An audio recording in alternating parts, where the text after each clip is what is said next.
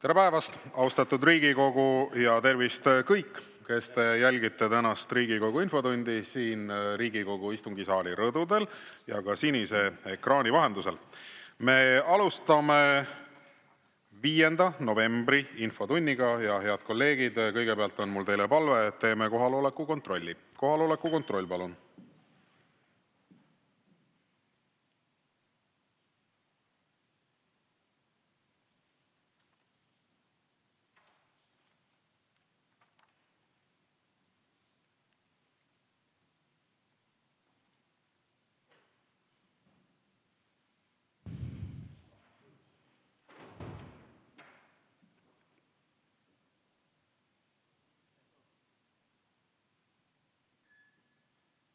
Ja kohale on end registreerinud 10 Riigikogu liiget, puudub 91. Tänases infotunnis osalevad järgmised Vabariigi Valitsuse liikmed: peaminister Kristen Michal, regionaal- ja põllumajandusminister Hendrik Johannes Terras ja sotsiaalminister Karmen Joller. Tere päevast, lugupeetud Vabariigi Valitsuse liikmed! Ning meie infotunni reeglid on ikka samasugused nagu varasematel kordadel. Riigikogu liige võib registreeruda ainult ühe küsimuse esitamiseks. Küsimuse esitamiseks on aega 2 minutit ja vastamiseks on aega 3 minutit ning end registreerinud Riigikogu liige saab võimaluse üheks täpsustavaks küsimuseks ja lisaks saab üks Riigikogu liige siis selle küsimuse raames võimaluse esitada ka lisaküsimus. Ja kokku on meil 9 registreeritud küsimust. Neist kõige esimene on peaminister Kristen Michalile. Küsib Riigikogu liige Martin Helme ja teemaks on Rootsi vangid Tartus. Martin Helme, palun. Aitäh! Meil eile algas ja täna jätkub siis eelnõu, millega Riigikogu peaks ratifitseerima kokkuleppe Rootsiga, et Rootsist hakkavad Eestisse tulema kõige võikamad kurjategijad, vägistajad, tapjad, mõrtsukad, ka narkokurjategijad, organiseeritud kuritegevuse esindajad. Eilse parlamentaarse diskussiooni käigus olime me küll tunnistajaks masendavale demagoogiale, massilisele järjestikusele valetamisele, ikka kõik selle jaoks, et alavääristada ja häbistada Eesti riiki ja ohustada Eesti inimeste turvatunnet ja turvalisust. Nüüd, see on taustaks. Ja teine taust on nüüd siis see, et teie erakonnakaaslased Tartust, härra peaminister, on väljendanud seisukohta, et neid vange ei peaks tulema Rootsist Tartusse, sest Tartu ikkagi heade mõtete linn ja ülikoolilinn ja kuidas me siis nüüd muutume selliseks Rootsi immigratsioonipoliitika prügimäeks. Mul ongi küsimus nüüd selles liinis, et olete meil peaminister küll, aga olete ka erakonna juht ja erakonna poliitika on lahutamatult seotud ka valitsuse poliitikaga, teistmoodi see Eesti parlamentaarses ja demokraatlikus erakondlikus süsteemis olla ei saakski. Ja ma lihtsalt tahan teada saada, et kas need häälitsused ja pooside võtmised, mida Tartu reformierakondlased on avalikkusele esitlenud, on jõudnud ka erakonnas teieni, kas need on avanud arutelu Reformierakonna sees, siis selle Rootsi islami vägistajate Eestisse toomise plaanil, kas nad on kuidagi pannud teid järele mõtlema või kaaluma, et äkki jätaks selle asja pooleli, või ongi see lihtsalt avalikkusele esitatav tsirkus, inimestele järjekordne valetamine reformierakondlaste poolt, seekord siis Tartu otsast, ja tegelikult nad erakonna sees mingisugust teemat avanud ei ole. Aitäh! Aitäh, hea parlamendi esimees ja Riigikogu liige. Selles küsimuses oli juba hulga jälle sellist laetust. Mööname, eks te teete oma parima ja meie ka jõudumööda. Olgu kõige lihtsam ja olulisem kohe alguses öeldud, et Rootsi vangid selle lepingu alusel tulevad Tartu vanglasse ja ei vabane Eestisse, vaid lähevad ikkagi Rootsi tagasi enne vabanemist. Nii et nad ei hakka mitte Tartus ringi käima, vaid Tartu vanglas olema. Ja ütleme nii, et kui vaadata, miks see kasulik on ja miks see vajalik on, siis sellepärast, et selle koostöölepingu tulemusel säilib Tartu vangla koos teenustega. See tähendab seda, et säilib ka kinnine vanglaosa, arestialuste kinnipidamine ja selle koostöö alusel säilib vajalik sisejulgeoleku taristu. Tagatakse ka vajalikud töökohad spetsiaalse väljaõppe saanud spetsialistidele. Ütleme ka rahaliselt tähendab see seda, et Rootsi on maksmas Eestile 300 koha eest 30 miljonit eurot. Ja kui need kinnipeetavaid on üle 300, siis makstakse täiendavalt 8500 eurot kuus ühe kinnipeetava kohta. Säilivad 160 töökohta, juurde luuakse vähemalt 250 uut ametikohta. See on kõik oluline taust kõigele sellele, mida te ütlete, sest töökohad, töökohtadelt makstavad maksud, sisejulgeoleku oskustega inimeste säilimine Tartus annab kindlasti ka Tartusse juurde. Tartu muresid, tulevad nad linnavalitsusest, tulevad nad mis tahes viisil, kindlasti kuulatakse, kõik käiakse üle, kaasa arvatud Tartu uue koalitsiooni mured ja küsimused. Nad tulevad arutelude juurde, esitavad küsimusi, nii et selles debatis nad saavad kindlasti osaleda. Aga see ei muuda fakti, et Rootsi on meile oluline partner ka julgeoleku tagamisel. Ja see tähendab seda, et nagu meie tagame oma partneritele julgeolekut ja aitame neid hädas, aitavad nemadki. Et ma siiski meenutan, et ka näiteks merel toimuv kriitilise infrastruktuuri valve on muuseas käimas ka näiteks Rootsi laevadega. Nii et kui te küsite, et kas Tartu mured kuulatakse ära ja neisse suhtutakse tõsiselt, vastus on jah. Nii et ma arvan, et see ei pea olema kuidagi erakondlik tõstatus, vaid kui Tartu volikogu liikmed soovivad täiendavat informatsiooni arutada, siis seda kindlasti saab teha, sõltumata sellest, millisesse erakonda keegi kuulub. Aitäh! Suur tänu. Martin Helme, teil on täpsustav küsimus, palun. Ja no eks see jutt, mis te rääkisite, ju kinnitab, et Reformierakond ei ole saanud riigivalitsemisega hakkama. Et meil on valitsus, mis on riigi nii pankrotti ajanud, et enam ei ole võimelised üleval pidama sisejulgeolekut ja vanglaid.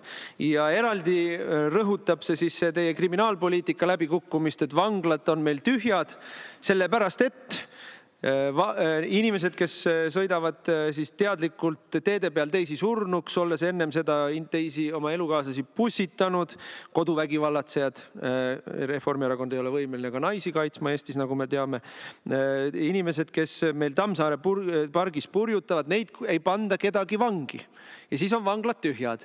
Ja kuna raha on ka kõik ära kulutatud Rail Balticule ja tuulikutele ja ma ei tea kuhu, eks ole, siis ei saa enam vanglaid üleval pidada. Siis hakatakse alandama Eesti riiki, põhimõtteliselt siis prostitueerima Eesti riigiga, et äkki kuskilt keegi tuleb, maksab meile midagi.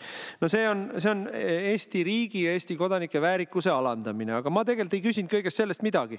Ega ammugi mitte sellest, kas Rootsi on meile hea partner julgeoleku vallas. Ma küsisin, kas see ka ei puutu asjasse, et nüüd, kui otsus valitsuses on tehtud ja tahetakse Riigikogus läbi suruda pärast seda, te siis hakkate meile rääkima mingisugusest kaasamisest. Et see on ju ka mõnitamine. Et pärast me kuulame teid ära. Ei, ennem tuleb ära kuulata. Ja ma seda ikkagi tahan üle küsida, et kas need reformierakondlased, kes on reljeefselt sõna võtnud Tartus, et ei, meie neid vange siia ei taha ja ei tohi tulla nad. Kas need reformierakondlased Reformierakonna sees on teinud oma hääle kuuldavaks ja kas Reformierakonna juhatuse esimees on seda häält kuulda võtnud või läheb plaan edasi häirimatult? Aitäh! Jaa, aitäh, hea küsija. No, siin oli jälle väga mitu laetud küsimust. Kõigepealt, mis puudutab nõrgema poole kaitsesse ja vägivalla vastasesse võitlusesse, siis siin meie teiega oleme leppimatult eriarvamusel. Teie hoiak on, et Istanbuli konventsioon, mis pakub vägivalla ohvritele kaitset, tuleks tühistada. Nägin, teie suurepärane kogu fraktsioon tegi sammu, andis selle eelnõu sisse. Martin Helme mainis seda küsimuses, et Rain Epler ei peaks segaduses olema. Nüüd teine, mis puudutab maanteel sõitvat inimest, kes oleks pidanud trellide taga istuma, seal me oleme jälle ühel nõul, et minu hinnangul tuleb see juhtum läbi uurida, vajadusel teha korrektuure seadustes, sest kui me menetleme mõnda protsessi, ma saan aru, et see võib-olla on ainult killukene sellest, aga 9 eurost juukselõikust ikkagi juba väga pikka perioodi ja inimene, kes tegelikult peaks trellide taga istuma, siis ei lähe see minu ja ilmselt ka rahva õiglustundega kokku. Ja see tähendab seda, et tuleb ikkagi üle vaadata, mis seal toimus, miks toimus. Tean, et siseminister on palunud selle selgeks teha ja ilmselt tuleb astuda samme, kui protsessis on olnud auk. Nüüd, mis puudutab Tartu koalitsioonilepingut, siis ongi ju loogiline, et Tartu linn on kogu aeg partner. Mitte enne lepingut ainult, ka lepingu ajal on partner, nii et ka praeguses protsessis nii sisejulgeolekuasutused, korrektsioon ehk siis vangla, riik, justiits, digiministeerium, kõik suhtlevad Tartu linnaga. Tartu linna muresid võetakse tõsiselt ja ma saan aru, et teil on ettekujutus, et me võtaksime neid muresid ainult siis tõsiselt või võtame ainult tõsiselt, kui see on oma partei liinis, nagu te väljendate. Mina võtaks neid muresid ka tõsiselt siis, kui seal oleks keegi teine linnavalitsuses, Tõnis Lukas, kes siin tavaliselt sümpaatselt esireas istub, ma ka siis võtaks neid muresid tõsiselt. Sellised mured on tõsised, turvalisus on Eestis väga kõrge ja selliseks ta peab jääma.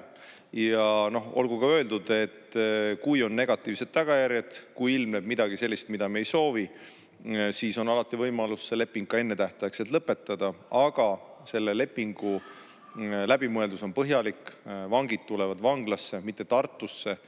Lisaks tagab see sisejulgeoleku oskustega inimeste olemasolu ja Tartule täiendava turvalisuse. Aitäh! Suur tänu ja lisaküsimuse esitab Rain Epler, palun. Ja aitäh, enne kui ma küsimuse juurde lähen, siis sissejuhatuseks vaatasin, et värsked reitingud jälle näitavad, et Reformierakond on teinud selle madala reitingu rekordi. Ja nüüd teid vaadates, et lips ei ole mitte ainult lõdvaks lastud, vaid lausa eest võetud, et kas peaministri põlve lõpp juba terendab. Aga nüüd asja juurde. Neid vanglarendilepinguid on Euroopas teisedki riigid proovinud teha, siin Belgia ja Holland, Norra ja Holland, taanlased vist proovisid Albaaniasse hakata oma vange saatma ja kaks probleemi, mis on kohe tekkinud. Üks on see, et kuritegelikud sidemed tekivad kohaliku kuritegevuse ja siis selle vange eksportiva riigi kurjategijate vahel. Ja teine väga suur probleem on külalised. Kohe tekivad probleemid nende majutusega, isegi nii kaugele on asjad läinud, et on pindasid puudu ja siis need mõlemad riigid, kes lepingus on, lahendavad neid, kulutavad selle peale raha ja tegelikult kuritegevuse pilt muutub halvemaks. Nii et kui te siin räägite, et saame mõne miljoni, siis odavalt müüte seda Eesti sisejulgeolekut. Ma paralleeli tõmbaks sellega, kuidas te veel odavamalt trambite jalge alla inimeste vabadusi. Mäletame, et see superandmebaasi seadus, mida te surusite, et seal ju toodi põhjenduseks, et me saame Euroopast mõne miljoni. Et kas see, et te niimoodi sent haaval siit ja sealt proovite raha leida, tegelikult annab tunnistust, et teie jutt sellest, kuidas kohe hakkavad piimajõed ja pudrumäed Eestis olema ja kõik läheb paremaks, tegelikult ei vasta tõele. Et kas Reformierakonna juhtimisel me olemegi pankroti kursil ja nüüd tuleb odavalt müüa meie julgeolekut? Aitäh teile! Aitäh, hea küsija!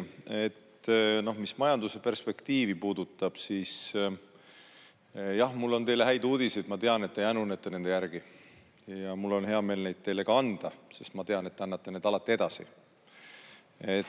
Viimane näiteks Swedbanki majandusprognoos tõstis lähiaastate kasvu ootusi. Nii et sinna liita ka keskpanga erinevad prognoosid, teiste kommertspankade prognoosid, siis tõepoolest sellel aastal majandus on pöördunud kasvule. See kasv on küll veel madalam, kui me oleme võib-olla tavaliselt harjunud, aga kui me vaatame ajas tagasi, siis viimased 2,5 aastat on ikkagi väga keerulised olnud Eestile tervikuna. See tähendab seda, et majandus on olnud kas siis kahanemises või ütleme kahanemise ja kasvu piirimail, kuskil seal nullikandis. Nii et see aasta jah, tõepoolest on majanduskasvu poole pöördunud, see kindlasti on oluline. Kasv on väike, järgmisel aastal juba suurem ja ülejärgmisel aastal ka. Ja need prognoosid on seal umbes konservatiivsemast 2,5% üle 3%, 3,2–3,4%, kui ma õigesti mälu järgi tsiteerin.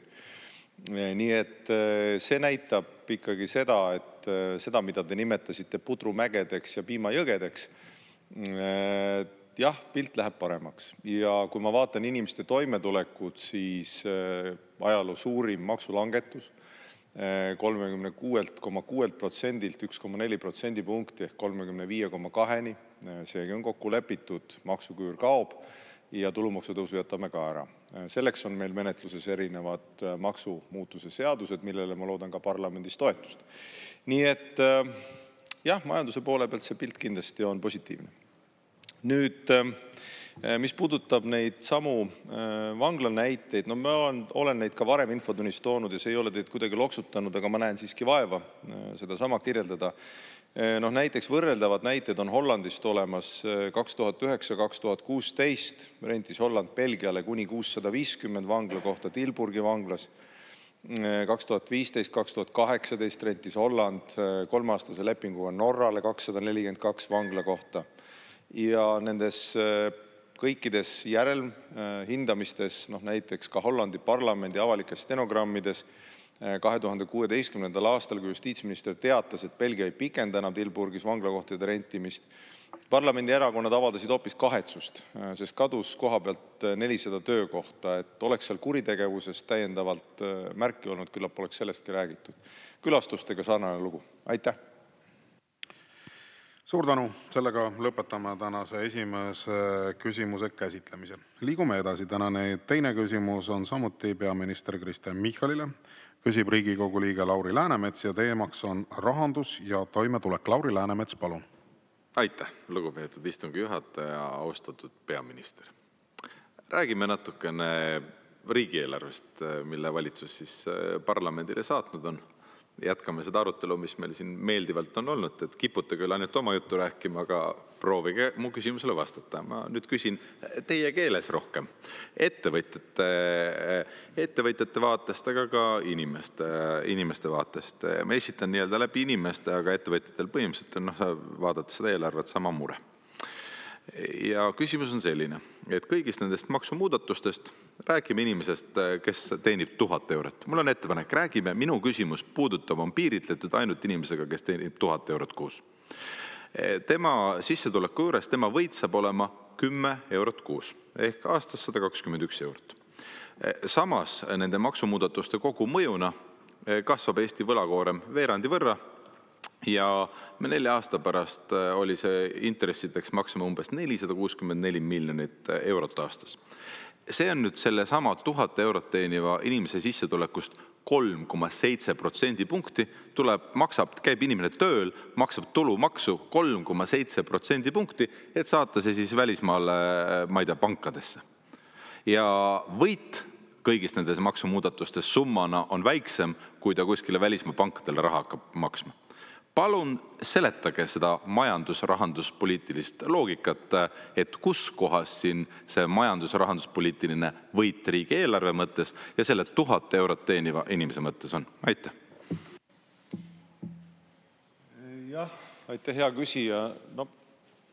Vaadake, me ei tee maksureformi, teie üritasite seda sama astmelist tulumaksu ju teha täpselt sellisel viisil, nagu te endiselt kujutate maksusüsteemi ette, et tuleb kuidagi täpsemalt maksustada neid, keda te pidasite rikkaks. See vahemik oli seal 1200–2100.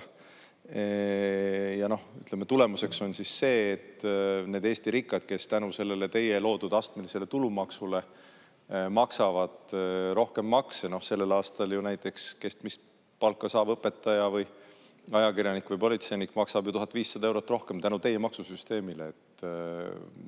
Ma ei tea, kuidas te üritate kogu aeg rääkida, et justkui seda ei ole või sellest mööda vaadata. Ma siiski kutsun seda nagu tervikuna vaatama. Jah, ütleme nii, et see mõju on kõige suurem umbes vahemikus 1200–2100, nagu see maksuküür on, ja ülesse poole. See on selge, sest alumises osas on maksuvaba osa suurem ja tulu väiksem. Selles pole ju kahtlust.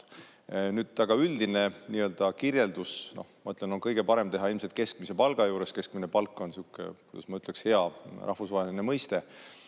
Keskmine palk, mis on umbes 2100 eurot, selle puhul on siis võidetav või saadav kasu, väiksemad maksud nüüd järgmisest aastast, 1. jaanuarist 2026, mis ei olegi enam kaugel, 1,5 kuu pärast, jah, et on sisuliselt 1800 eurot aastas, mis tähendab 13. palka peaaegu. Nii et see saadav kasu on päris suur. Ja kui te küsite, et kuidas see majandusmõju peaks olema, siis loomulikult ega defitsiiti tuleb vähendada. Defitsiidi vähendamiseks tuleb järjekindlalt samme astuda. See tähendab ka kärpeid, mida me oleme ka näinud. Väga tihti on erinevaid uudiseid, kus uudise teine pool jäetakse kajastamata. Näiteks kui öeldakse, et võõrliikide tõrjumise kohustus pannakse omanikule, siis jäetakse teine pool kajastamata, et tegelikult Keskkonnaametis selleks tehakse kärpeid, ei ole nad enam võimelised seda kõike tegema. Või kui Töötukassas öeldakse, et 1/5 ametnikkonnast koondatakse, seegi on nende kärbete pool, et riiki tõmbame lihtsalt trimmi, et midagi teha ei ole. Aga madalamate maksude mõju, kui meil sellel aastal on maksukoormus 36,6%, järgmisel aastal 35,2%, ehk see vahe on 780 miljonit umbes. Madalamate maksude mõju on siiski majandust elavdav ja soodustav. Mulle tundub, et üldine konsensus ka ekspertide hulgas, kes tihtipeale on väga ettevaatlikud Eestis, sest oleme ausad, ega Eestis ei ole kombeks olla optimistlik, see ei ole meil lihtsalt kombeks, on ikkagi see, et järgmistel aastatel Eesti majanduse kasv on väga korralik. Osalt ka selle tõttu, et inimestel jääb rohkem raha kätte, aga ka positiivsete maksumuudatuste tõttu. Näiteks see, et me jätsime ära tulumaksu tõusu. Aitäh! Suur tänu! Ja Lauri Läänemets, teil on täpsustav küsimus, palun. Aitäh, lugupeetud istungi juhataja! Austatud peaminister, teie käest informatsiooni kätte saada on sama raske kui kana seest muna välja saada. Ma küsin üht, teie ikka leierdate siin teist asja. Ma küsin siis demokraatia võtmes. Ja te olete nüüd saanud oma plaadi peale panna ja rääkida oma jutu ära, kui tubli mees härra peaminister on ja Reformierakond, aga inimesed ju millegipärast ei haaku teie asjadega. Ma soovitaks järgi mõelda, et ju siis ikka teete midagi valesti, näiteks ei püüa lahendada ühiskonna tegelikke probleeme. Ja ühiskonna tegelik probleem ei asu ju mitte seal, kus inimene teenib keskmist palka või õpetaja palka või politsei palka, neid inimesi tuleb aidata, nende sissetulekut tuleb loomulikult tõsta, aga ühiskonna kõige kriitilisem probleem on nende inimeste seas, kes teenivad 1000, 1200 eurot, 1400, 1500, 600 eurot palka. Ja minu küsimused on ju suunatud sinna, aga te kordagi ei taha vastata, kuidas nende inimestega siis läheb. Ja lõppkokkuvõttes me ju teame ja ma oletan, et te teate ka, et inimesed mõtestavad või näevad demokraatiat läbi selle, et kui palju see demokraatia siis nagu nende heaolu hoiab või suurendab. Ja teate, kui inimestel on tunne, et nende heaolu ei suurenda, siis nad pettuvad ka demokraatias. Ja te ju sellele küsimusele, mis aitaks hoida Eestit õigel teel, aitaks ära hoida parempopulismi kasvu, inimeste kaldumist siis äärmuslike jõudude poole ja mis toob kaasa riigile võib-olla väga halvad olukorrad ja ütleks nii sellise konservatiivse parempopulistlikute jõudude pealetuleku, te ju seda ei püüa ära hoida. Sellepärast need inimesed, kellel päris probleem on, nende muret ei lahenda. Ehk siis ma küsin teist uuesti, et võib-olla te ikka räägiksite siis inimesest, kes teenib 1000 eurot kuus. Miks ta saab 10 eurot vastu maksumuudatuse muutusega, aga peab igal kuul tulumaksust 3,7% punkti hakkama saatma välismaa pankadele. Et seletage ikka selle 1000 eurot teeniva inimese vaate loogikast. Aitäh. Jah, aitäh. Ma ei ole teiega nõus selle diagnoosi osas. Ma arvan, et palju sellest vaatest, mida te esindate, on pigem ideoloogiliselt looritatud, sest kui ma mõtlen, et mediaanpalk on umbes seal 1700 euro juures, keskmine palk 2100 juures, siis need on need numbrid, millest lähtuvalt on võimalik kuidagi orienteeruda, mitte valida meelevaldset suvalist numbrit ja öelda, et see on nüüd see ainukene number. Teises ma ei ole nõus ka selle diagnoosiga, mida te ütlete, et parempopulismi toidab üksiti maksuküüru kaotamine või sellise teie loodud, muuhulgas ka Isamaa näiteks loodud astmelise tulumaksu kaotamine. Ma arvan, et sellise ühiskondliku usalduse erosiooni ja võib-olla ka sellise valitsusvastase retoorika laiem baas on ikkagi pigem olnud Eestis rasketes majandusoludes, kestvas sõjas ja ka heitlikes otsustes, sest ma siiski meenutan, et 2017. aastal valitsus võttis headel aegadel elada üle jõu, kulutada ära reservid ja pärast seda kõik valitsused järjest Mitte sellepärast, et nad tõusid, ministrid tõusid hommikuti üles, peaminister või rahandusminister tõusis hommikul üles ja ütles suurepärane, ma tahaks uusi makse kehtestada.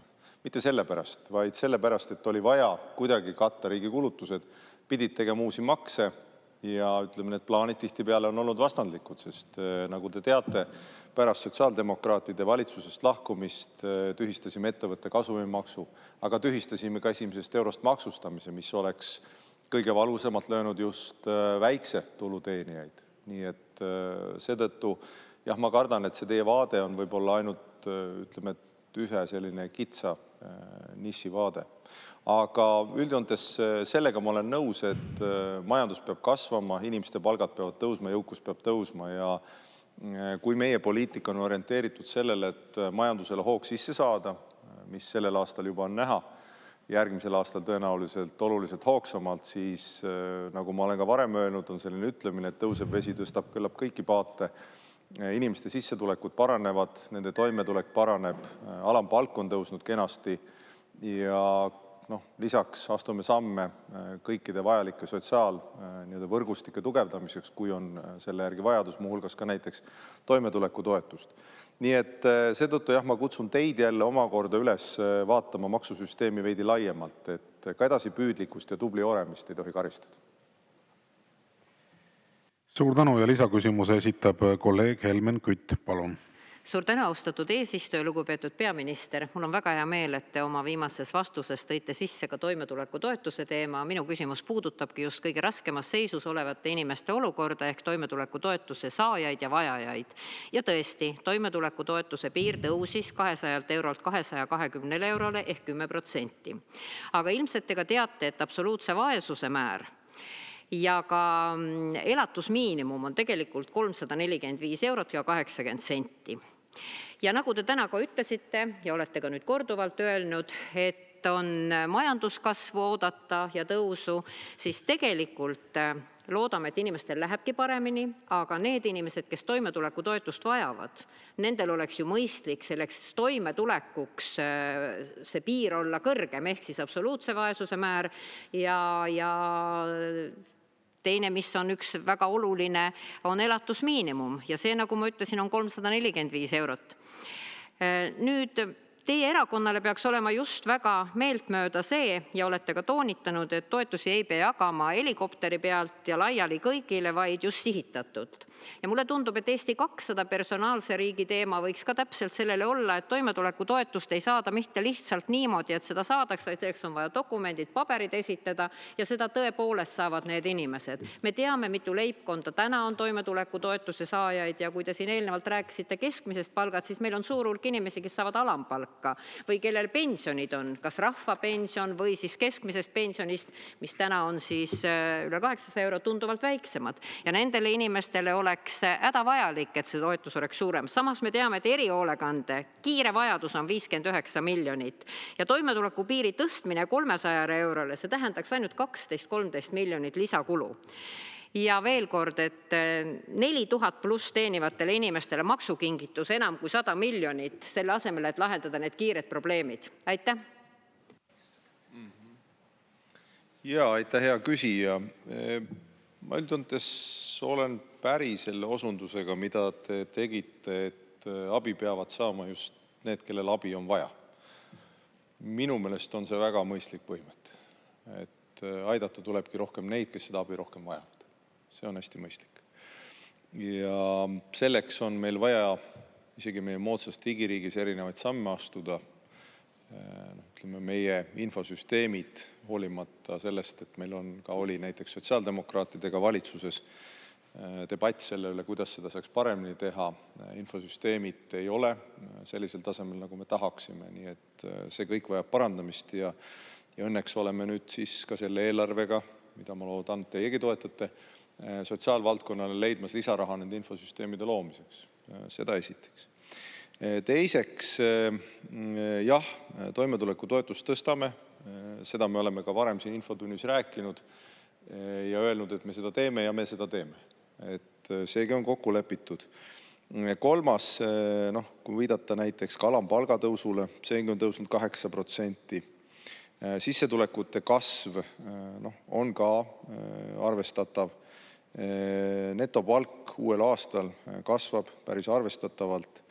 Aga eraldi ma tooks välja ka tööhõive. Tööhõive siiski, kui vaadata nüüd erinevaid selliseid majanduse peegeldusi ja pilte, on väga oluline ka vaesusriski vähendamiseks. Ja Eestis on tööhõive väga kõrge. Tänagi tuli uudis, et meil on ikkagi aastate lõikes väga madal tööpuudus. See tähendab seda, et inimesed, kes tahavad, saavad panustada või soovivad panustada, saavad seda teha.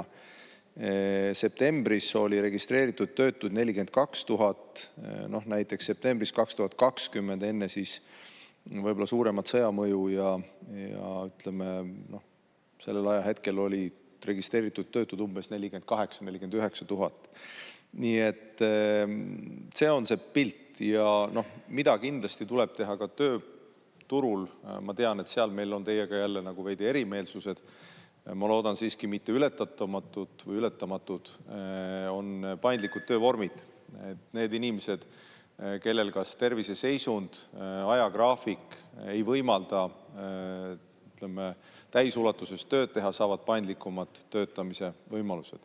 Nii et kõike seda kokku võttes me ilmselt ei ole erimeelel selles, et tuleb toetada neid, kes enam abi vajavad. Toimetulekutoetust me tõstame, alampalk on kasvanud, pensionid kasvavad, majandus järgmisel aastal prognooside alusel kasvab, seda me ette ei tea, aga prognoosid on head. Nii et see pilt peaks andma lootust. Aitäh! Suur tänu!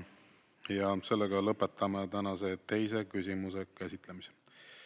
Enne kui läheme kolmanda küsimuse juurde, siis on meil küsimus istungi läbiviimise protseduuri kohta. Peeter Ernits, palun.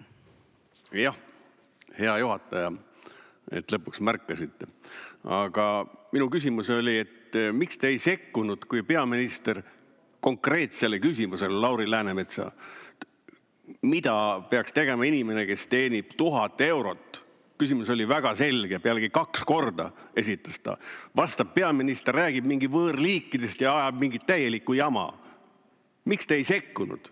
See on üldine probleem, et nii-öelda lugupeetud poliitikud teavad, et sa võid küsida, mida tahad, aga peaminister võib rääkida ükskõik mida.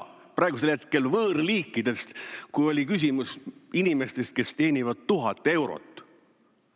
Miks te ei sekkunud? Aitäh, hea kolleeg, et ma olen seda korduvalt siin nii teile kui ka kõigile kolleegidele selgitanud, et niikaua kui püsitakse teemas ja teemaks on rahandus ja toimetulek, niikaua kui püsitakse teemas, istungi juhatajal ei ole mitte mingisugust alust sekkuda.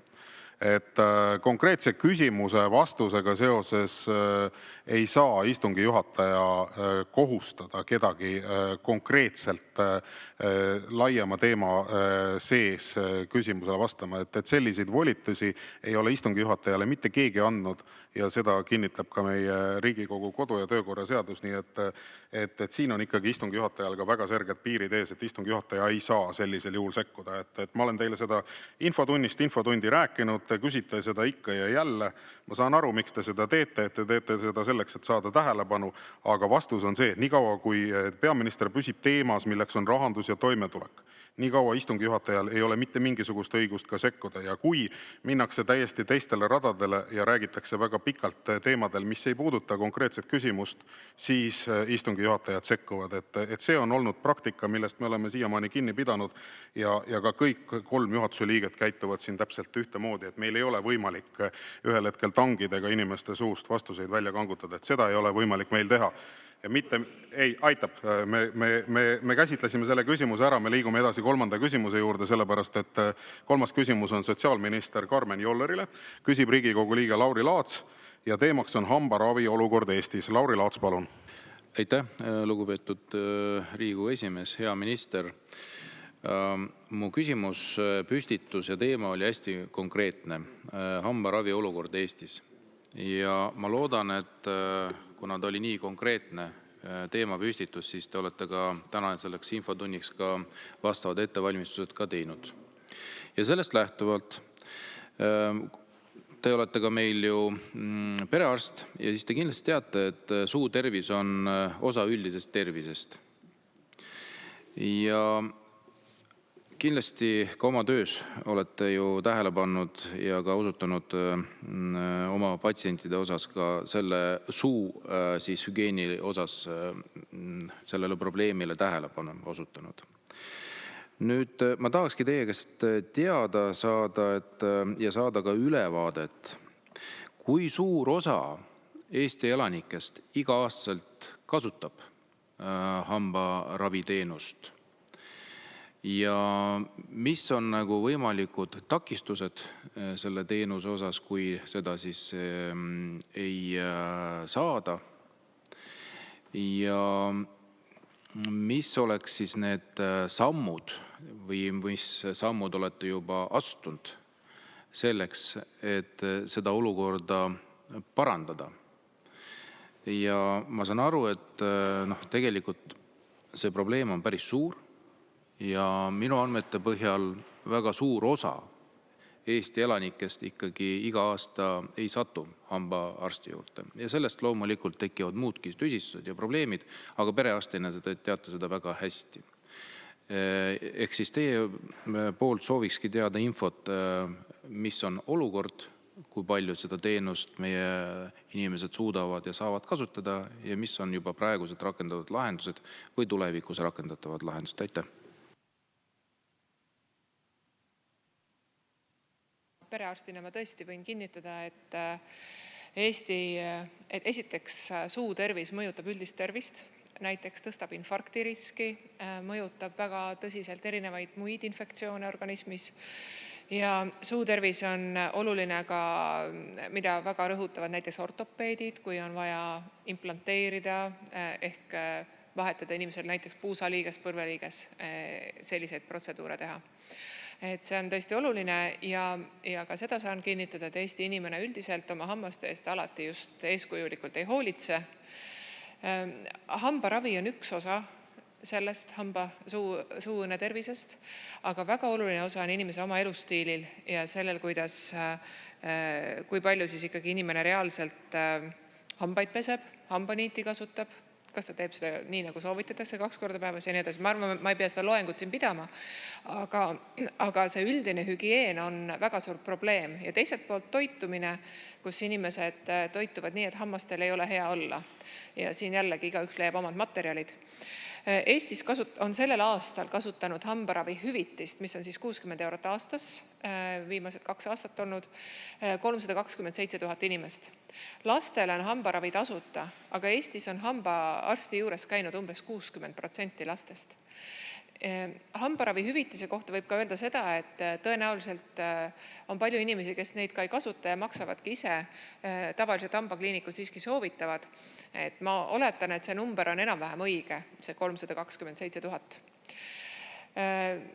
Ja iga 2 aasta tagant tõesti võiks siis käia hambaarsti juures.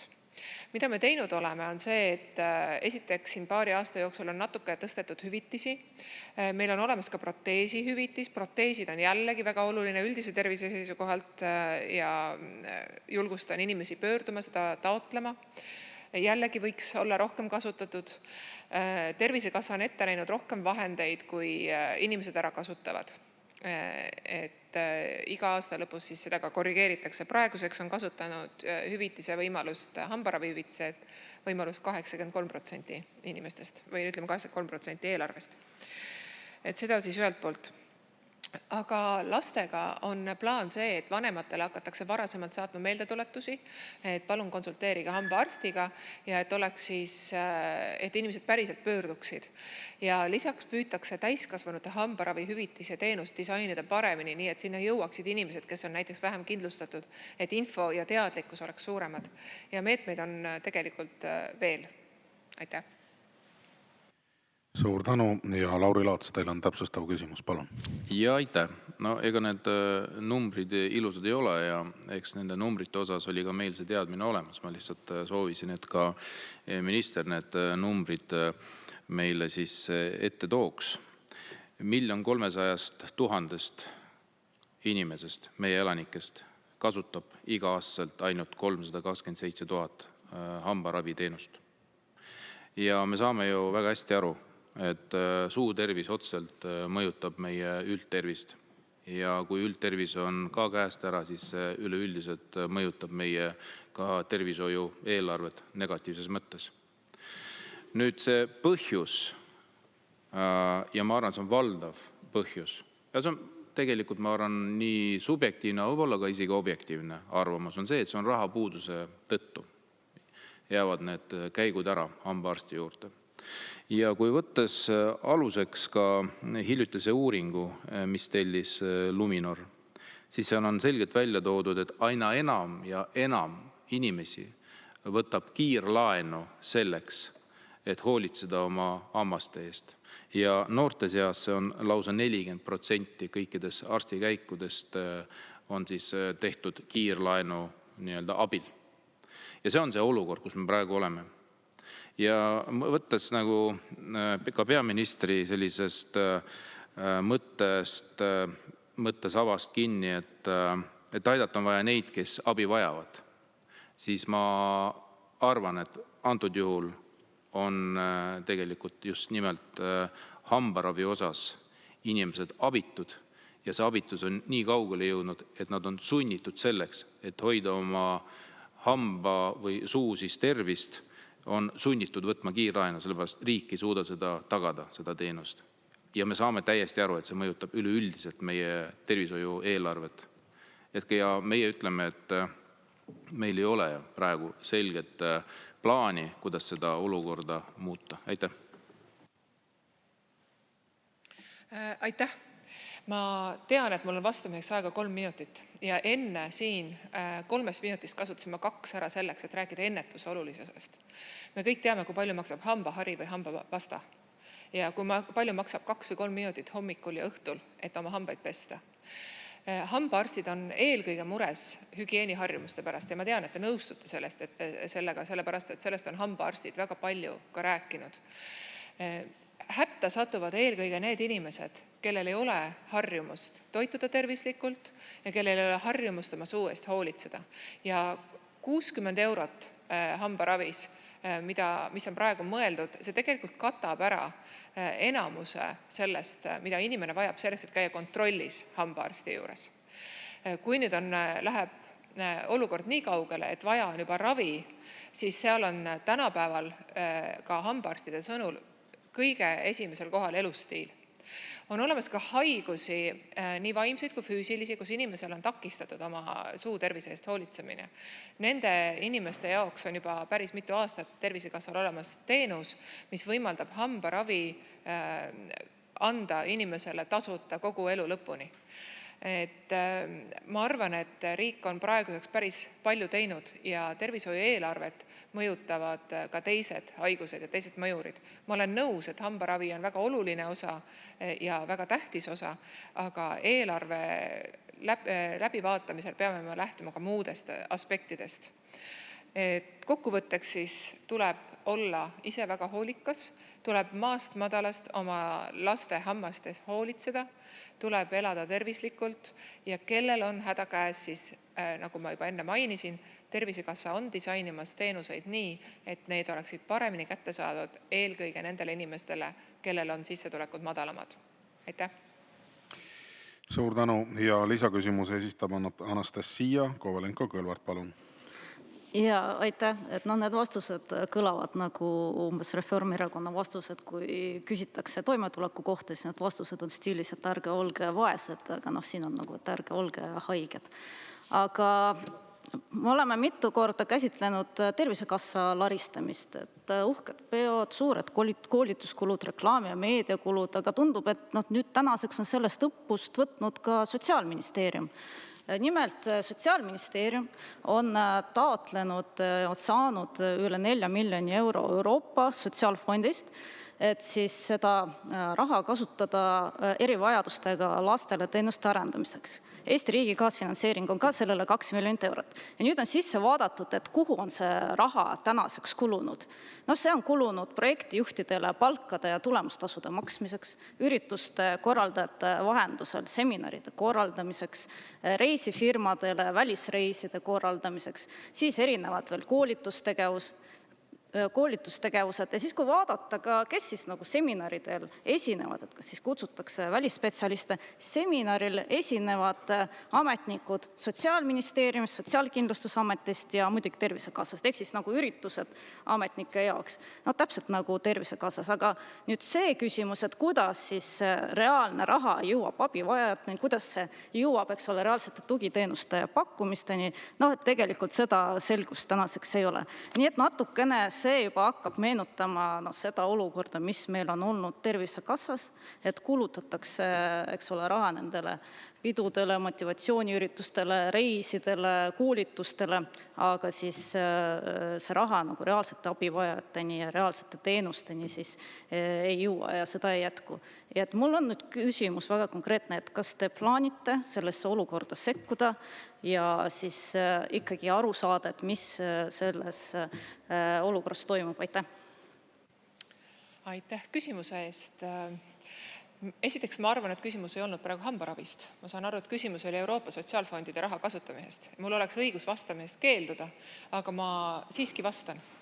Kuigi küsija on hiljuti ennast näidanud ääretult ebaeetilise inimesena, kes on soovinud ühe hapra lapse isikuandmeid, delikaatseid isikuandmeid kasutada ära oma poliitkampaanias. Et see on häbiväärne tegu. Aga ma vastan. Kui Sotsiaalministeeriumi ametnikud istuksid oma toas, omas kabinetis ja kirjutaksid valmis seaduse ja ei kaasaks kedagi, mis seadus sellest tuleks? On ennegi olnud süüdistusi, et kaasamine on ebaefektiivne, aga nüüd süüdistatakse hoopis heas kaasamises, kuhu on kutsutud erinevate valdkondade spetsialistid, eksperdid ja ka need samad ametnikud, kes peavad hakkama reformidega tegelema.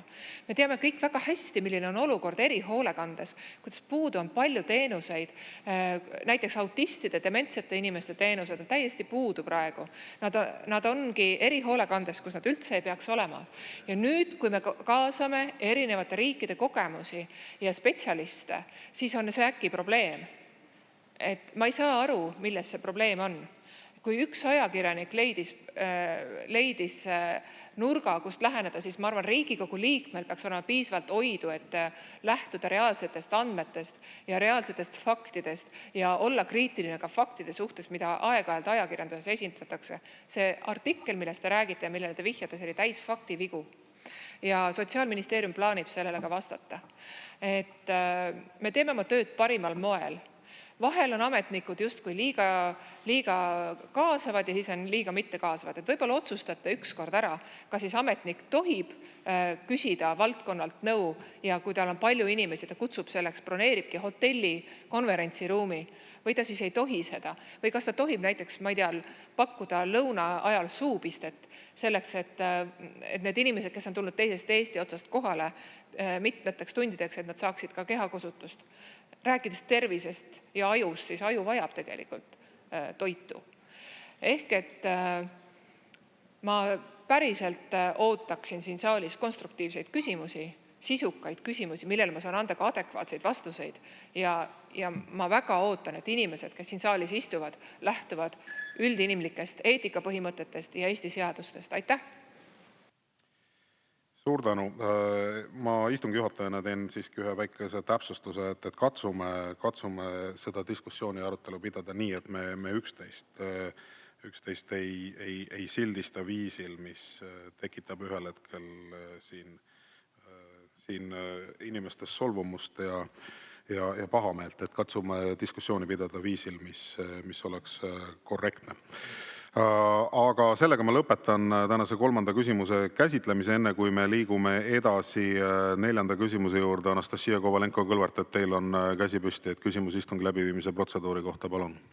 Ja tegelikult aitäh, austatud esimees, et te ei jõudnud isegi maha võtta, et ma tahtsin teid tänada, et ka andsite adekvaatse kommentaari, et tegelikult ma arvan tõesti, et siin saalis ei ole kohane ei ministril ega Riigikogu liikmetel tegeleda sildistamisega või siis anda hinnangut küsimustele või selle küsimuste püstitamisele, et ma arvan, et mõlemad pooled soovivad saada konstruktiivseid vastuseid, et sellega võiksid ka ministrid tegeleda. Aga ma tänan esimeest, et te ka andsite selle kommentaari. Aitäh. Küll saab istungi juhataja anda hinnangust küsimuse kohta, et ma pean küll ka teile täpsustuseks ütlema, et teie küsimus päris täpselt nüüd hambaravi olukorra kohta Eestis ei olnud. aga kuna see väga kaudselt puudutas hambaravi olukorda, mis puudutab rahastamist, et sellepärast ka minister sai sellele küsimusele vastata, minister vastas sellele. Nii et me liigume edasi 4. küsimuse juurde. See on peaminister Kristen Michalile. Küsib Riigikogu liige Jaanus Karilaid ja teemaks on Riigikontrolli raport. Jaanus Karilaid, palun. Aitäh istungi juhatajale ja peaminister.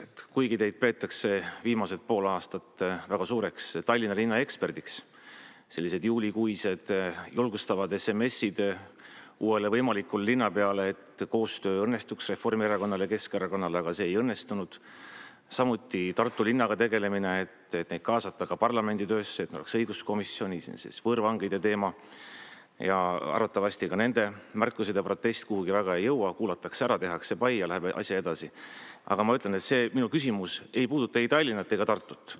See puudutab transpordi ja liikuvuse valdkonda. Ja kui me vaatame seda raportit, mis eile tuli, siis sealt vaatab vastu ikkagi päris karmid hinnangud. Et teie juhtimisel me liigume siis 5% eelarve defitsiiti, ja ka samas on meil puudujääk taristusse, teedesse ja raudteeühendustesse 1,35 miljardit eurot järgmise 4-5 aasta jooksul. Et milline on teie tööplaan ja keskendudes just sellele küsimusele, mitte siis Tallinnale ega Tartule, et kuidas seda puudujääki katta? Aitäh. Aitäh, hea küsija. No te olete ka ikka muhe. Et kõigepealt räägite pikalt Tallinnast ja Tartust ja siis ütlete, et mitte sellest ei tahtnud rääkida. No kui te ei tahtnud rääkida, mis te siis räägite? Seda esiteks. Teiseks, jah, Tallinn on minu kodulinn. Ma olen aastaid veetnud seal volikogus, olen Tallinna piirkonnas valija, elan alati kaasa. Ma arvan, et see ei ole patt. Ma tahaks kindlasti palju rohkem öelda, kui ma saan. Praegu ilmselt saan tegelikult soovida teile vaid õnne. Sest mis saaks olla parem, kui see erakond, kust ära tulite, erakond, kus te olete, saaksid oma vahel kokku. Teie jaoks on see ju praktiliselt ideaalne olukord. Aga rohkem ma ironiseerin, nagu teie ütlesite, ei ole see peateema ja mis ma ikka siin ironiseerin sellel teemal siis. Seda esiteks. Nüüd teiseks, mis puudutab eelarve miinust, siin tahan korrigeerida head küsijat. Mulle tundub, et ajasite midagi sassi. Eelarve defitsiit on 4,5%, kaitsekulud on 5%. Riigikaitsekulud tõusevad 5%-ni, see on enneolematult kõrge tase. Nii et sellegi te ajasite sassi, aga mul on hea meel, et ma saan selle ära korrigeerida, sest sellises asjas austatud Riigikogu liikmel vääratada ei ole ka ilus ja on hea, kui me saame sellega ühele poole. Nüüd, mis on plaan? Sellestki on hea rääkida. Mul on muidugi veidi kurb meel, et ei küsinud seda regionaalpõllumajandusministrilt, kes tegelikult selle reformiga ju tegeleb. Et tänases Delfis oli pikk lugu, intervjuu temaga, kuidas see võiks välja näha, mis need sammud on. Aga ma ühte teist siiski praegu loen ette ja te kindlasti saate juurde küsida, saame veel rääkida. Ministri 5 sammu, mis on seal välja toodud ühistranspordi reformiks, on 5 sambast koosnev siis plaan, et lahendada need probleemid ja luua toimiv ühistranspordivõrk. Esimene on andmepõhine analüüs, sellest võib lähemalt rääkida, see tähendab seda, et liinivõrku planeeritakse andmetel, teine on liinivõrgu reform, 3. on ühtne piletisüsteem, toetavad investeeringud ja nii edasi.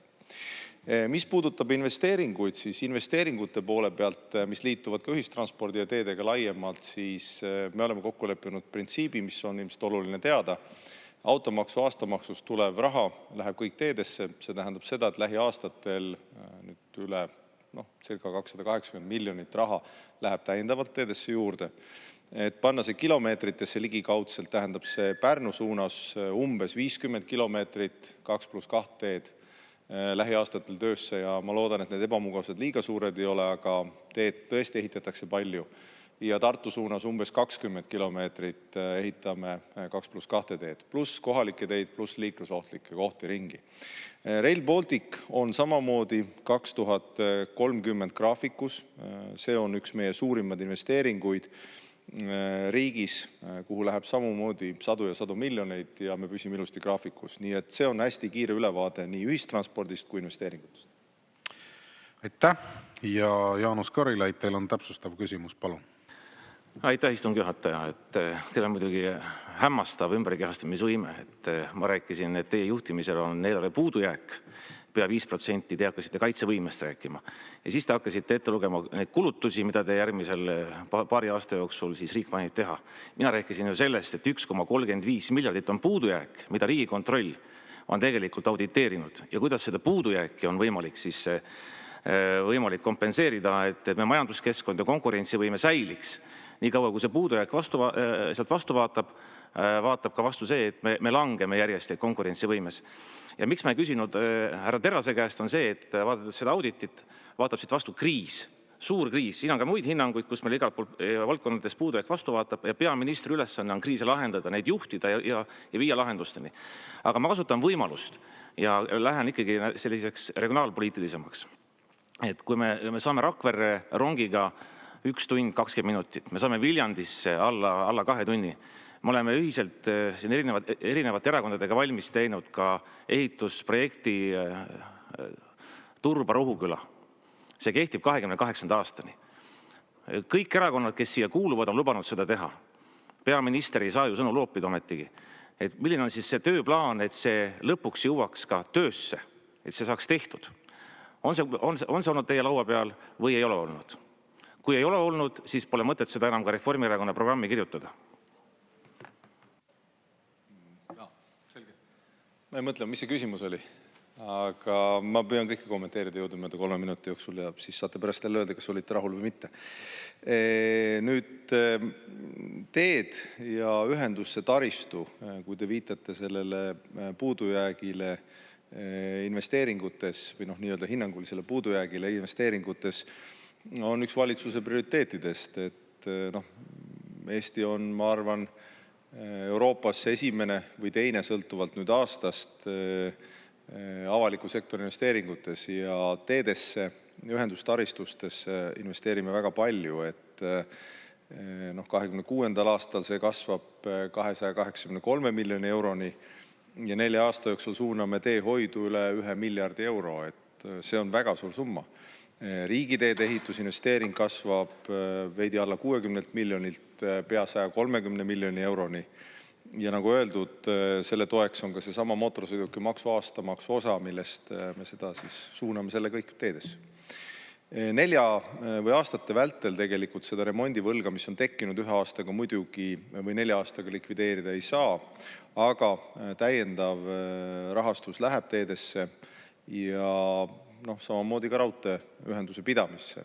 Esimene prioriteet on loomulikult Rail Baltic, aga selle kõrval on samamoodi prioriteet siseliiklikud ühendused. See tähendab seda, et ka kiirus 160 kilomeetrit 2026. aastal lõpuks saab suurel osal Aegviidu Tapa-Tartu lõigust sõita kuni 160 kilomeetriga tunnis. Tallinna Aegviidu Tapa-Narva vajavad investeeringuid ja siht peaks siis olema Tallinn-Tartu sõiduaeg saada umbes tunni 45 minuti peale. Lisaks on liiklusohutusinvesteeringud ja veel väga paljud erinevad sammud. Haapsalu raudtee või Turba raudtee on olnud ju pikalt erinevate objektide arutelul.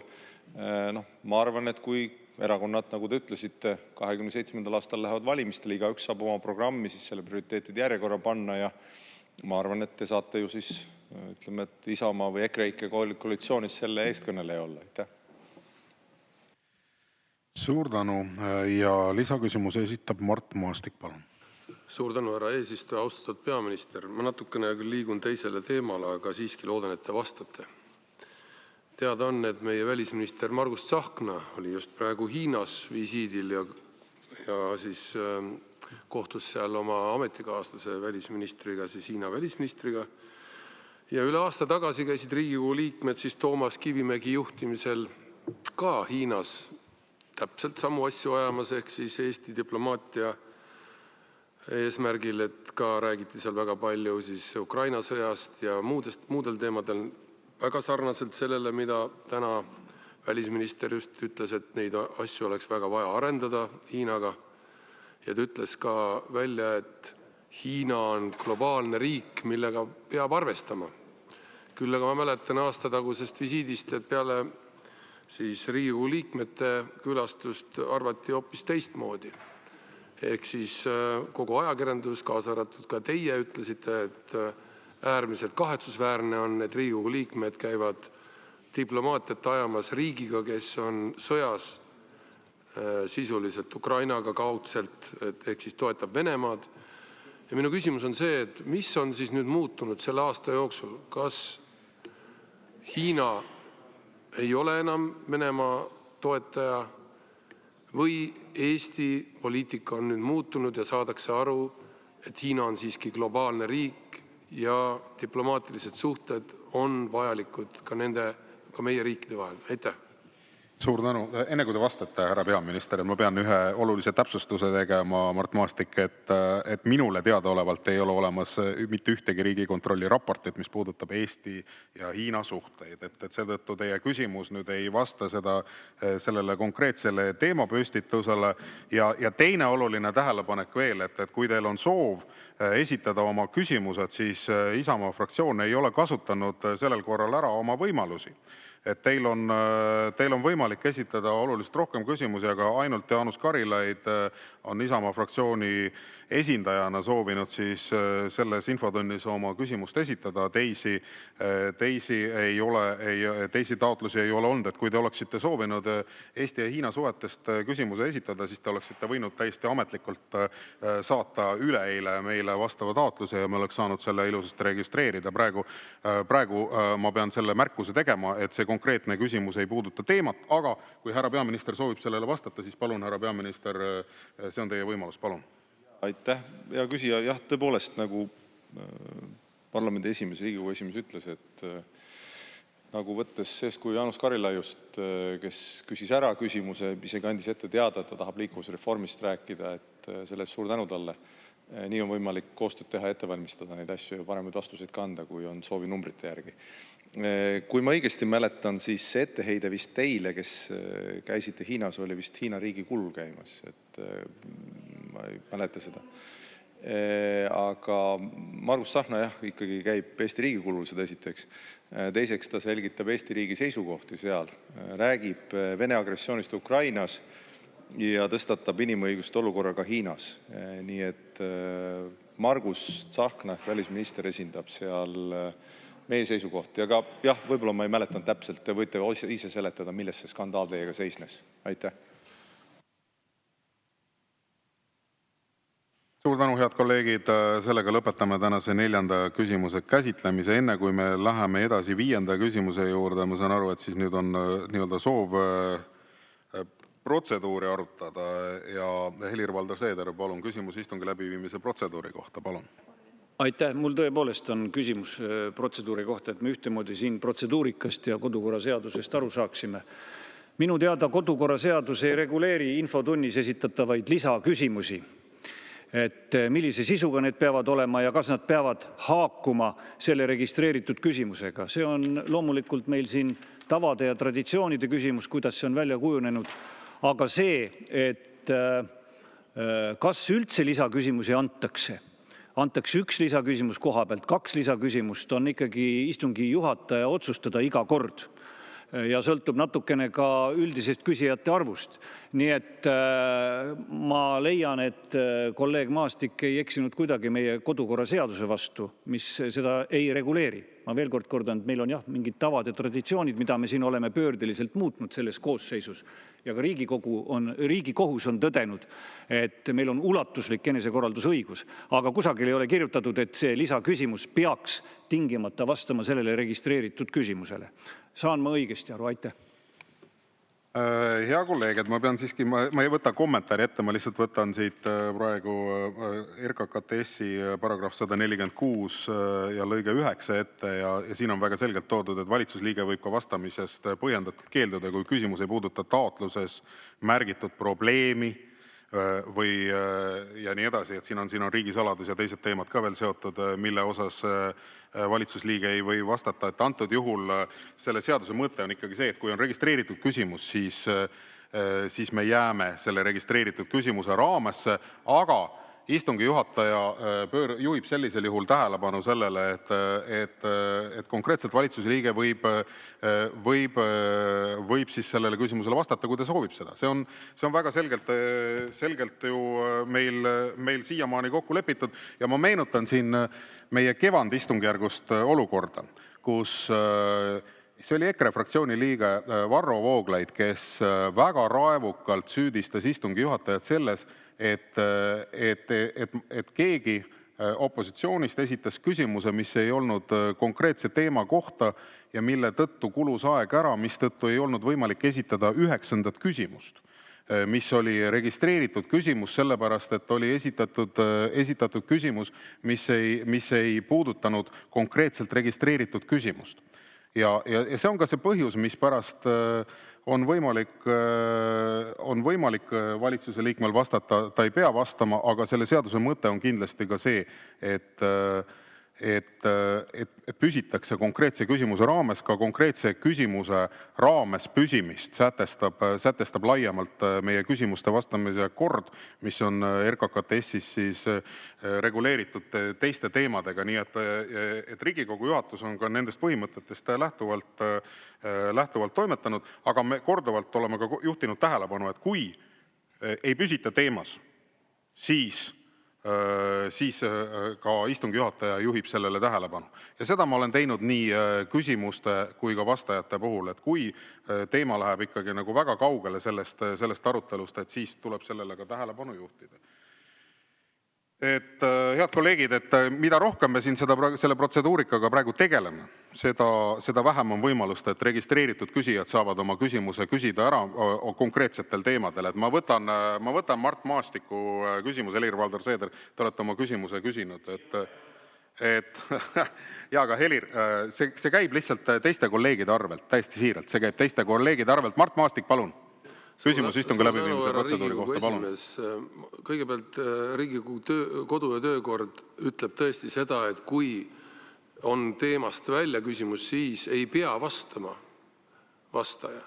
Kuid seda ta kindlasti ei reguleeri, et eesistuja peab juhtima mingit tähelepanu, seda enam, et mina enne seda küsimuse esitamist juhtisin juba ise tähelepanu, et see ei ole küll sellesse teemasse, kuid loodan, et peaminister vastab.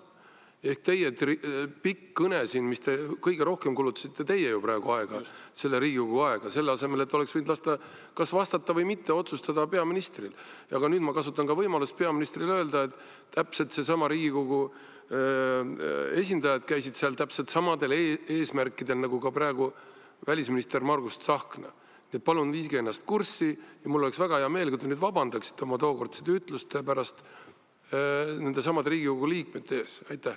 Aitäh. See küsimuse teine pool oli täielikult vastulause, et ma ei saa seda kuidagi protseduuriliseks lugeda. Helir-Valdor Seeder, teil on küsimus istungi läbiviimise protseduuri kohta, palun. Aitäh.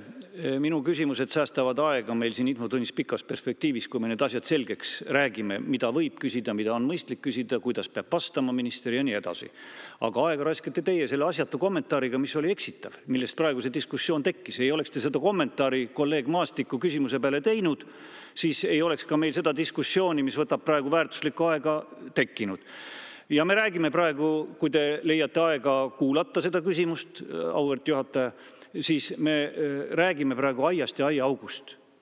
Mina ei rääkinud üldse seda, kas ja kuidas peaks minister vastama siin infotunnis. Mina rääkisin küsija kohta. Te heitsite ette küsijale, et küsija lisaküsimusena esitas küsimuse, mis ei haakunud eelnevalt registreeritud küsimusega. Ja ma veel kord ütlen, et kodukord küsijale seda ei reguleeri. Kas ja kui palju antakse lisaküsimusi, millistel tingimustel. Meil on siin ka olnud juhtumeid, kus registreeritud küsimused lõpevad ära ja tekib nii-öelda vaba mikrofon, kus küsijad küsivad täiesti erinevatel teemadel. Ja see on täiesti lubatud. Lisaküsimused ei ole reguleeritud, ma veel kord ütlen. Ja mina ei vaidlusta seda, kas minister on eksprompt valmis vastama või mitte. Absoluutselt ei ole küsimus selles, aga kuna te tegite märkuse küsijale, et ta lisaküsimuse raames siin julgeb küsida midagi muud taolist, mis ei ole varem reguleeritud, see on täiesti normaalne, seda on ka enne tehtud, aga siis me peame selle selgeks rääkima ja ära ka reguleerima kodu- ja töökorras. Seni seda reguleeritud ei ole, nii et see teie etteheide oli täiesti asjakohatu. Aitäh.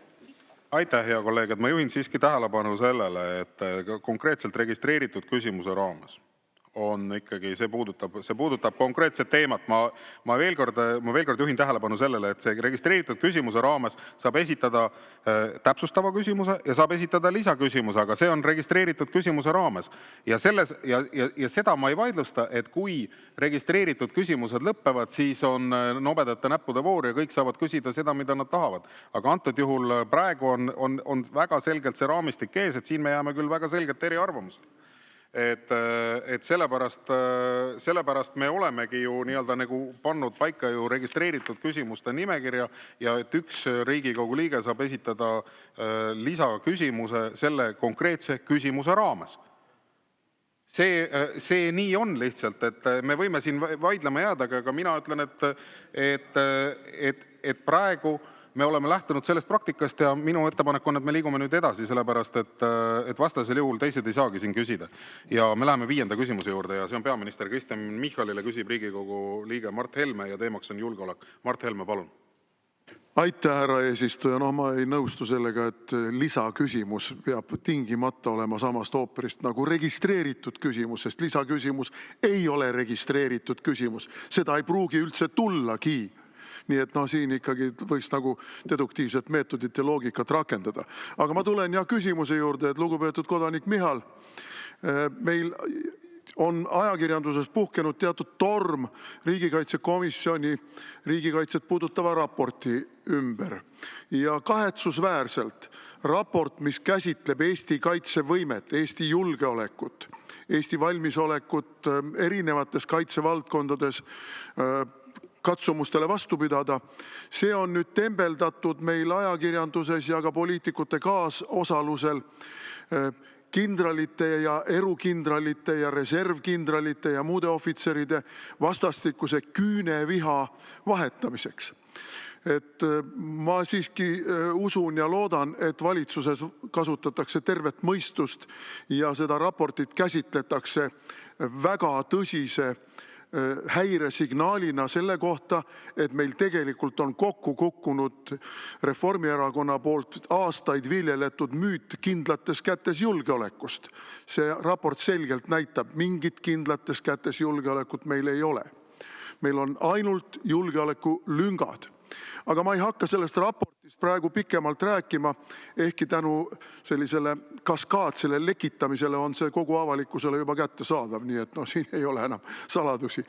Ma tulen hoopiski teise teema juurde, mis on ka julgeolek, mis on elanikkonna julgeolek. Ja sõites pühapäeva õhtul Tartust Tallinna poole, ma nägin, kui umbes on isegi 2+2 maantee. Ja ma mõtlesin, et aga mis siis, kui meil on kriis ja me peame Tallinnast 100 000 inimesi evakueerima Eesti maapiirkondadesse. Missugune valmisolek on riigil selleks? Ma julgen väita, et seda valmisolekut ei ole. Missugune valmisolek on meil varustada neid inimesi meditsiinitarvetega, korrahoidjatega, peavarjuga, soojaga, ka vajaduse korral koolidega, kui see olukord pikemaks venib. Minu küsimus puudutabki konkreetselt elanikkonna kaitset. Missugune valmisolek on praegusel valitsusel kriisiolukorras tegeleda elanikkonna ellujäämisega väljaspool nende alalisi elukohti? Aitäh! Aitäh, hea küsija. Siin oli nüüd tegelikult mitu siiski küsimust. Minut 45 umbes oli teil teemal raportist ja pärast tuli elanikkonnakaitse, nii et ma püüan ka siis umbes vastata, jagada oma vastust. Et selle raporti mustandi, või ma ei oska kuidagi teistmoodi seda dokumenti kutsuda, puhul ma arvan, see on minu isiklik arvamus, ma ei ole seda täismahus lugenud erinevalt teist, et minu arvamus on, et selle tõlgendamine etteheitena kõigile neile või neile, kes Eesti riigi kaitsesse on pühendunud, ei ole korrektne, et sellele antakse kindlasti värvingut, mida seal ei peaks olema. Parlamendil on oma roll, ma olen ka varem öelnud, teha raportit või mis tahes ülevaadet, parlament on minu tööandja, ma meenutan, Aga mina isiklikult soovitaks selliste raportite ja dokumentide puhul keskenduda just sellele osale, millega on võimalik asju paremaks teha, ehk täpsemalt, mis on seadusandluses, protseduurides, erinevates lünkades võimalik üle vaadata. Mina isiklikult, kui isikutest rääkida, olen tänulik kõigile Eesti Kaitseväe liikmetele, Kaitseliidu liikmetele, kõigile vabatahtliku organisatsiooni liikmetele, ettevõtjatele, inimestele, kes on Eesti riigi kaitsesse panustanud, selle hulgas ka Kaitseväe juhatajatele, et see oleks hästi klaarilt öeldud. Need on inimesed, kes kindlasti on panustanud ja teinud vajalikke otsuseid. Nüüd peaministrina on mul päris mitmekülgne kogemuste pagas nii varjulaevastikuga, venelaste erinevate tegevuste kui artikkel 4-ni välja, kui meie õhuruumi tungiti, nii et ma võin kinnitada, et Eesti kaitse on hästi tagatud. See raport seda kuidagi kahtluse alla ei sea, aga see debatt komisjonis Kaitseministeeriumi erinevate poolte vahel kindlasti peab jätkuma, sest kui on mis tahes valdkonnas võimalik midagi paremaks teha, siis tuleb seda paremaks teha, see on ju loogiline. Nii et ma keeraks seda emotsionaalset temperatuuri sealt maha ja küsiks, et mis on konkreetsed ettepanekud, mida on vaja paremaks teha ja sellest lähtuks. Nüüd elanikkonna kaitsest. Elanikkonna kaitsega, ma arvan, et kõige parem ülevaate, kui teil on soov põhjalikumalt tutvuda, saab küsida, saan teile ka kirjalikult anda selle, kui soovite, saab ka küsida nii, et kas siis komisjoni või fraktsiooni tuleb Päästeameti juht ja siseminister. Neil on üsna üksikasjalikud plaanid, kuidas toimub elanikkonna kaitse, selle hulgas ka evakuatsioonivõime arendus. Ja sinna tuleb panustada lähiaastatel päris palju raha. Me oleme pannud juurde täiendavalt laia riigikaitsesse raha. Sellel nädalal just pressikonverentsil seda ka avalikkusele jagasin, aga lähiaastatel tuleb seda veel teha ja uue riigikaitse arengukavaga saame teada täpselt, mida on juurde vaja. Evakuatsioonivõimet kindlasti on vaja tõsta. Selleks on vaja ka panustada erinevaid rahalisi võimekusi. Aitäh! Aitäh! Ja Mart Helme, teil on täpsustav küsimus, palun. Aitäh! No ma ei teinud mitte ühelegi endisele Kaitseväe juhatajale ega kellegile teisele, ega mitte riigikaitsekomisjoni liikmetele ühtegi personaalset etteheidet. Et selles mõttes nagu sõita mulle sisse siin, et ma olen nagu kedagi süüdistanud, ma ei ole kedagi süüdistanud.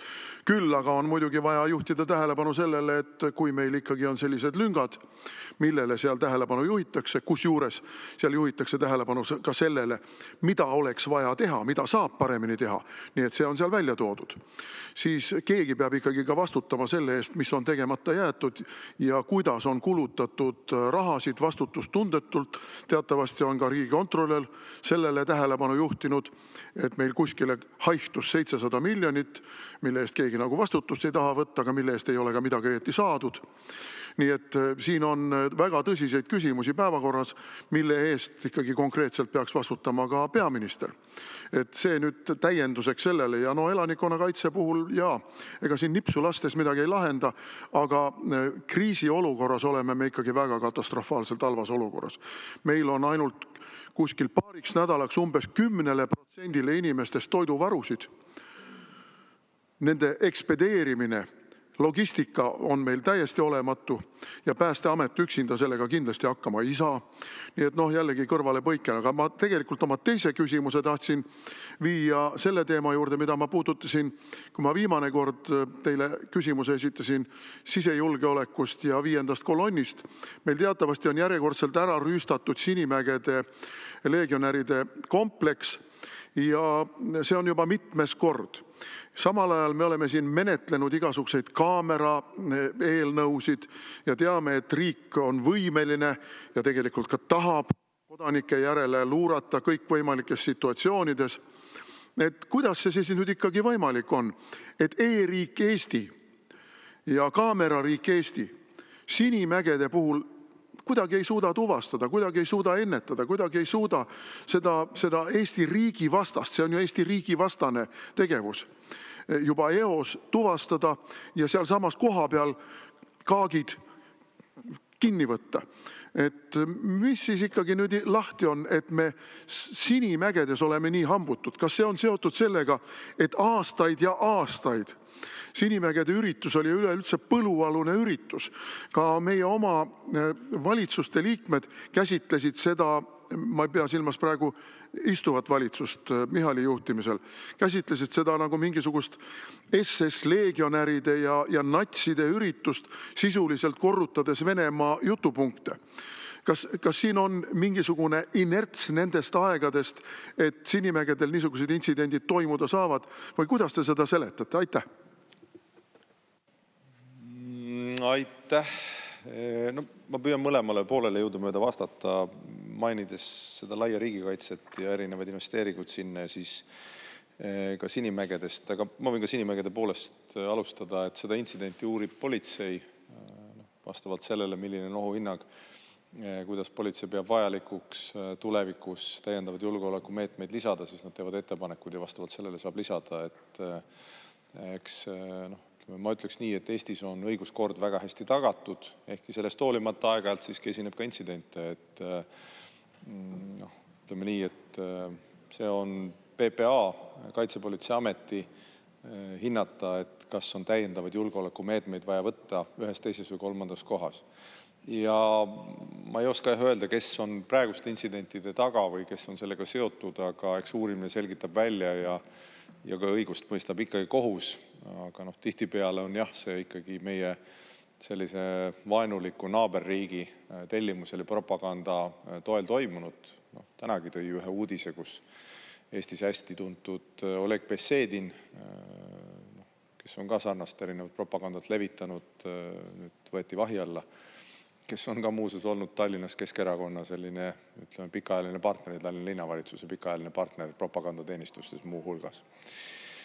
Nüüd investeeringutest laia riigikaitsesse. Ma lihtsalt mõned sellised asjad toon välja lihtsalt märksõnadena, et võib-olla oleks üldine pilt ees. Et valitsus otsustas siis riigieelarve koostamisel septembri lõpus eraldada siis täiendavad 219 miljonit eurot laia riigikaitsesse, et aastatel 2025-2027 riigi valmisolek siis erinevateks kriisideks oleks parem. Selle sees on Politsei- ja Piirivalveametile loodav kriisireserv. See tähendab siis seda, et sõjaväepolitseis aega teeninud kaitseväelastest 1000-liikmeline kriisireservi rühm luuakse, see on circa 26 miljonit. PPA Piirivalveameti koosseisuliste üksuste relvastamise ja harjutamisvõimaluste parandamine. See tähendab seda, et suurendatakse ka Päästeameti varusid päästetöödeks, see on circa 25 miljonit. Suurendatakse ka 18 haigla traumavaru 6 päevani. Tänased traumavarud on vahemikus 16–48 tundi. See tähendab seda, et kui kriis on suurem, on võimalik saada suurema hulga traumapatsientidega hakkama circa 25 miljoni eest. Ka Politsei- ja Piirivalveametnikud saavad praktilisema parema väljaõppe circa 50 miljonit. Idapiirile 4 suurlinna luuakse drooniseire tõrjevõime. See on circa 13 miljonit. Idapiiri taristu lõpule ehitamine ja küberjulgeolek ja veel väga palju muud. Nii et aastate vältel me investeerime väga palju laia riigikaitsesse ja need vajadused ilmselt kasvavad. Aitäh! Suur tänu ja lisaküsimuse esitab Martin Helme, palun. Aitäh! No õiguskorra kaitstusega on Reformierakond ka läbi kukkunud nagu kõiges muus. Selle näiteks on meil siin Pihlakodu vägistamisjuhtumid või Tartu Tarmo naistbussitaja ja liiklusmõrvar vabalt käis ringi. Nii et sellega ei ole hästi. Aga siin tuli ennem juttu, et sisejulgeolek ja kuidas see läheb kokku selle riigikaitse raportiga või küsimusega julgeolekust, et sisejulgeolek on ka julgeoleku küsimus ja see riigikaitsekomisjoni raport räägib ka sisejulgeolekust. Ja mida see raport paljastab, on see, kui läbi kukkunud on Reformierakonna poliitiline juhtimine olnud Eesti kaitstuse seisukohalt. Et kõik need Terrase ja Heremi kriitika, mis seal on, millele ma kirjutan kõigele alla ja lisan veel omalt poolt juurde, mul oli jälle õigus, et need on ju inimesed, kes pandi ametisse reformierakondlike valitsuste ajal, nende ameteid pikendati reformierakondlike valitsuste ajal ja kes viisid ellu reformierakondliku kaitse doktriini ja eelarve võimalusi. Ja mida see raport ütleb, loomulikult ei meeldi Reformierakonnale või siis sellele Reformierakonna selja taga oleva süvariigi ajuvabale propagandale. Eesti on kaitsmata. Ei ole kindlates kätes, ei ole paremini kaitstud. Eesti on kaitsmata, ütleb selge sõnaga välja, kui nüüd praegu peaks sõda puhkema, siis me kaotame. Ja milles on probleem? Teie loomulikult jälle üritate siin muljet jätta, nagu me ründaks kaitseväge või kaitseväelasid. Ei, vastupidi, me seisame kaitseväelaste, kaitseliitlaste eest, sest et tänane poliitika või see viimaste aastate poliitika, mida teie ja teie eelnevad erakonnakaaslastest peaministrid on juhtinud, saadavad meie kaitseliitlased ja kaitseväelased mõttetult surma, sest neil ei ole piisavalt vahendeid, õiget väljaõpet ja õiget struktuuri. Selge sõnaga öeldakse, et Herem ei saa aru juhtimisest. Ta tegelikult ei saa üldse mitte millestki aru, aga ta on teie poolt ametisse pandud. Ja mina tahan teada ühte lihtsat asja. Kes võtab vastutuse ja kuidas selle eest, et Eesti on kaitsmata? No aitäh, hea küsija. Me pole üksteisega kuidagi nõus jälle. No mis me teha saame? Et minu hinnangul, teadmistel ja kogemusel Eesti on kaitstud. Ja seda ma ütlen teadmiste juures, mis mul on peaministrina selle perioodi vältelt ja varasematest ametitest. Rõhutan, ma saan aru, et alati võib-olla minu vaated Riho Terrasega, eriti kui ta valitsust kritiseerib, ei kattu, aga aja eest ja tegevuste eest Kaitseväe juhatajana ma olen talle kahtlemata tänulik, nagu kõigile meestele ja naistele, kes on panustanud Eesti riigi kaitsmisse, ükskõik mis rollis. Martin Heremiga samamoodi. Kindlasti ma ei tea, millised täpselt tema poliitilised vaated on, aga minu hinnangul oli ta tubli Kaitseväe juhataja. Ja seda kõike öeldes, kellestki lugu pidades ja tema panusest lugu pidades ei tähenda seda, et seda süsteemi või erinevaid otsuseid ei saa paremini teha. Kindlasti saab. Selleks sellised raportid või arutelud ongi. Kui kuskil midagi saab paremini teha, tuleb seda paremini teha. Selles ma arvan, me jälle ei vaidle. Nüüd, kes vastutab? Kõik koos vastutame. Parlament vastutab, valitsus vastutab, mina peaministrina vastutan. Ma selle eest kuidagi ei põgene või seda kuidagi ära ei lükka. Kui soovite, võite minu nime taha selle kirjutada, veel öelda, mida tahate sinna otsa. See üldiselt on moes. Ma siiski julgen öelda, et minu peaministriks oleku aeg on olnud, ütleme, kaunis kogemuste rikas, mis puudutab julgeolekut. Alates sellest, et desünkroniseerimise ajal on vaja NATO operatsiooni merel, mis tänaseni kestab, et laevad oleksid seal, muuhulgas ka Rootsi laevad, et tagada meie kriitilise taristu julgeolek kuni selleni, mis toimub meil erinevates piirilõikudes, viimase hetkeni kuni Saatse saapani välja, kus ma ei ole märganud avalikkuses või teie kiitust, kui kiiresti suudeti teed ringi teha, aga suudeti ja oht Eesti kodanikele hoiti ära. Kuni selleni välja, et Itaalia F-35 pidid saatma Vene miigid meie õhuruumist välja. NATO artikkel 4 käivitati ja ÜRO Julgeolekunõukogus tuli sellel teemal arutelu teha. Nii et ma saan aru, et kõik elavad kaasa, ka opositsioon elab kaasa ja minu meelest see on väga mõistlik. Aga ma kinnitan, et selline, kuidas öelda, vahu üleskloppimine, Kaitseväe, Eesti riigi kaitstuse vastane üleskloppimine ei loo ühtegi millimeetrit ja ühtegi hetke turvatundest juurde. Ja Eesti riik on kenasti hoitud. Ja meil on väga head liitlased, NATO liitlassuhe töötab väga hästi, nagu me oleme korduvalt näinud nendele juhtumitele, millele ma viitan. Ja lähiaastate investeeringud kaitsesse ei ole mitte mugavuse ja ilu pärast, vaid selle pärast, et meie lapsed ja lapselapsed saaks elada rahus. Et see oleks koht, kuhu tulla ja meie sõbrad teaks, et me võtame seda tõsiselt. Nii et me ei ole kuidagi ühel lehel täna. Ma kahtlustan, et pikemat aega. Mina väidan, et Eesti riik on hästi kaitstud. Mehed, naised, ükskõik mis rollis sinna panustavad, me peame neile kõigile tänulikud olema. Aitäh!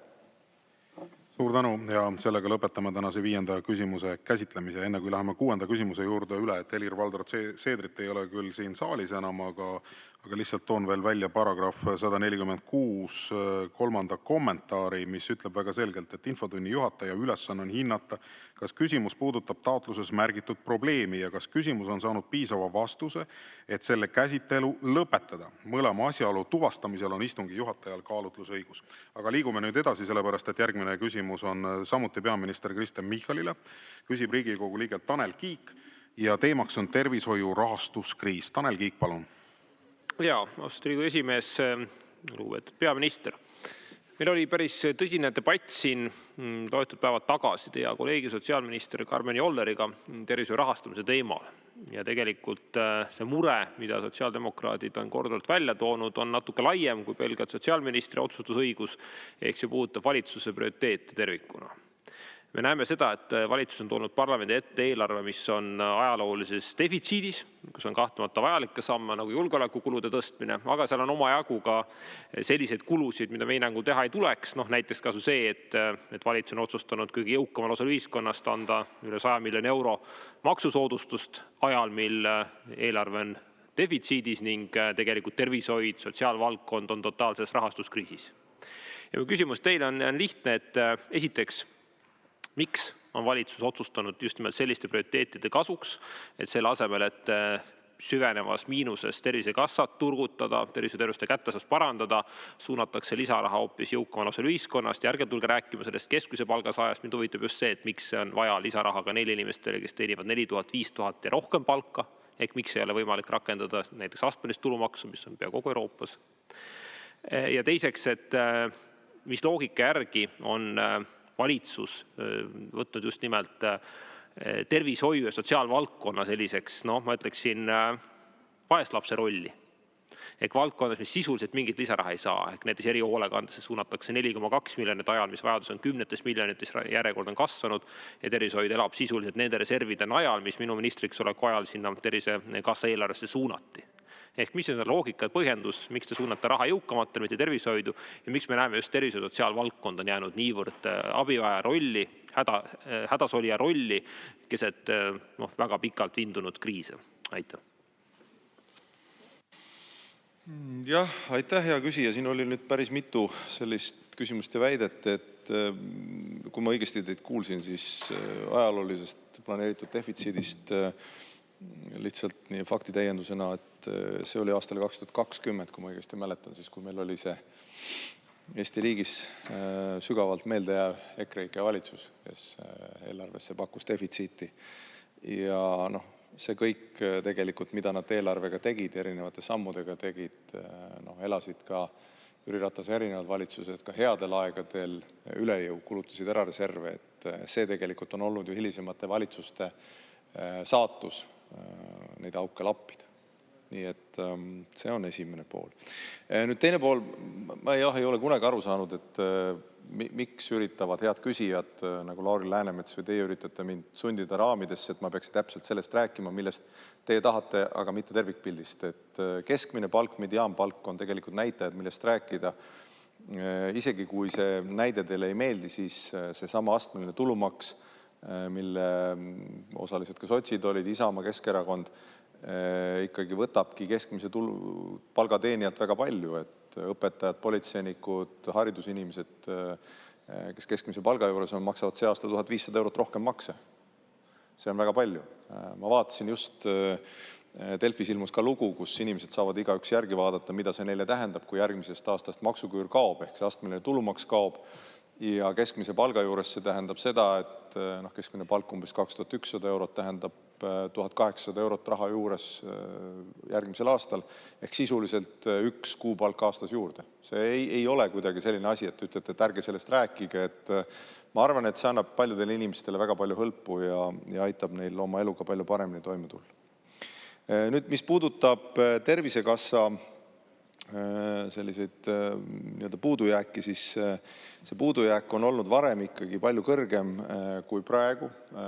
Seda olgu faktina öeldud, et ütleme, eelmisel aastal kinnitatud eelarvepositsiooni kohaselt oleks 26. aasta eelarve puudujääk olnud umbes 170+ miljonit. Praeguse riigieelarve strateegia kohaselt on see 100 veidi peale miljonit. Ja see tähendab seda, et Tervisekassa reserve küll kasutatakse, aga plaanitust vähem ja need reservid ei lähe 2029. aastaks kuidagi nulli. Reservide vastutustundlik kasutamine loomulikult aitab hoida tervishoiuteenuste kättesaadavust tasemel järgmise 4 aasta jooksul ja süsteem ise tuleb kindlasti ka efektiivsemaks muuta, öeldes, et Eesti tervishoid on väga tubli, inimesed, kes seal toimetavad, on väga tublid ja teevad seda efektiivselt. Aitäh! Ja Tanel Kiik, teil on täpsustav küsimus, palun. Ja aitäh. Teie vastus tõestas seda, mida ma küsisin, et tervishoiu sotsiaalvaldkond ei kuulu valitsuse prioriteetide hulka. Kõigepealt 3 minutist 2 minutit te räägite kõigest muust ja siis 1 minuti räägite üldsõnaliselt sellest, et võiks olla hullem, ehk miinus võiks olla suurem. Küsimus on väga lihtne, et me teame, et ravijärjekord on pikad, me teame, et tervishoius tegelikult ükskõik, kas räägime natuke rohkem, natuke vähem, igal juhul eelarve on miinuses ehk raha tegelikult sinna täna suunab riik vähem, kui on jooksev vajadus, rääkimata kogu tegelikult ravivajadusest, mis on suurem kui Tervisekassa nii-öelda praegune eelarve. Ja samamoodi viitasin erihoolekandele, millest te sõnagi maininud, ehk sinna suunatakse 4,2 miljonit ajal, mille üle 100 miljoni kingitakse kõige jõukonasele ühiskonnast. Et ka see on minu jaoks ideoloogiline ja õiglustunde küsimus tegelikult. Ehk küsin teilt veel ühe korra, et miks on niimoodi, et valitsus leiab raha kõikvõimalike Reformierakonna selliste valimislubaduste katteks, valitsus leiab raha siin vasakule paremale kõikvõimalike ministeeriumite kulude katteks, aga sisuliselt mitte midagi ei eralda juurde tervise- ja sotsiaalvaldkonnale, mis on pikalt alarahastatud. Ehk sinna ei ole ühtegi otsust tehtud. Ma natuke täpsustan teid veel, et te teaksite, et Reformierakonna juhitud valitsused üldse polegi tervishoiu valdkonna rahastuskriisi lahenduse kunagi tegelenud. Ehk mõlemad suuremad otsused, nii eakate eest ravikindlustuse maksmine, tehti ajal, mil peaminister Jüri Ratas ja siis oli sotsiaalminister, tervise- ja tööminister Jevgeni Ossinovski. Järgmine suurem otsus tehti ajal, mil mina olin sotsiaalminister, mis reservidesse raha juurde pandi. Ehk et see on mingi järjepidev poliitika, et kui Reformierakond on võimul, siis tervise- ja sotsiaalvaldkond on sisuliselt kuskilt taganurgas prioriteetide järjekorras, sinna lisaraha ei suunata, pikaajalisi ega ka lühiajalisi lahendusi pakuta. Et mis on selle põhjuseks?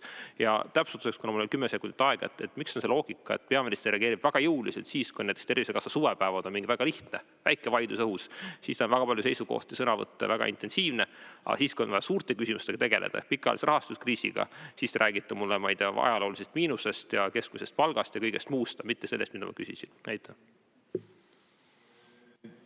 Jah, aitäh, hea küsija. Selle 10 sekundi küsimuse peale ma vastaks, et sellest, mis puudutab Tervisekassa üldist rahastust ja süsteemi tervishoiu nii-öelda rahastuse väljavaateid, muidugi ma räägin rohkem ja sellega ma olen tegelenud palju rohkem kui Tervisekassa juhiga. Tervisekassa juhiga tegelesin ma, kui ma nüüd õigesti mäletan, 7-8 aastat tagasi korra ja nüüd korra uuesti.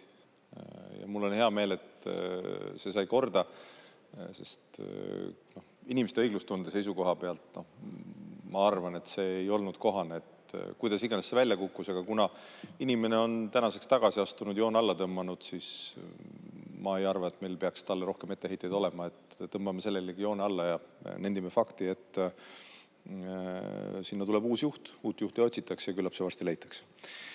Nüüd see teie ettekujutus, ütleme, süsteemi tõhususest või paremast tervishoiust, et ma arvan, et te peaksite pigem võib-olla Karmen Jolleriga pikemalt vestlema, et tema ütleks teile selle peale tõenäoliselt, et järjekorra pikkusest, mida me oskame ju ka hästi mõõta ja mis on kindlasti väga tähtis, on olulisem isegi see kvaliteet, et kõige tähtsam on ikkagi sattuda võimalikult kiiresti sinna, kuhu sa pead sattuma, mis mulle ka patsiendina tundub igati nagu loogiline asjade käik olevat. Ja seda kõike me ei lahenda sellega, et me anname kuskile lisaraha, mis ei lahenda võib-olla seda probleemi, mida me tahame lahendada.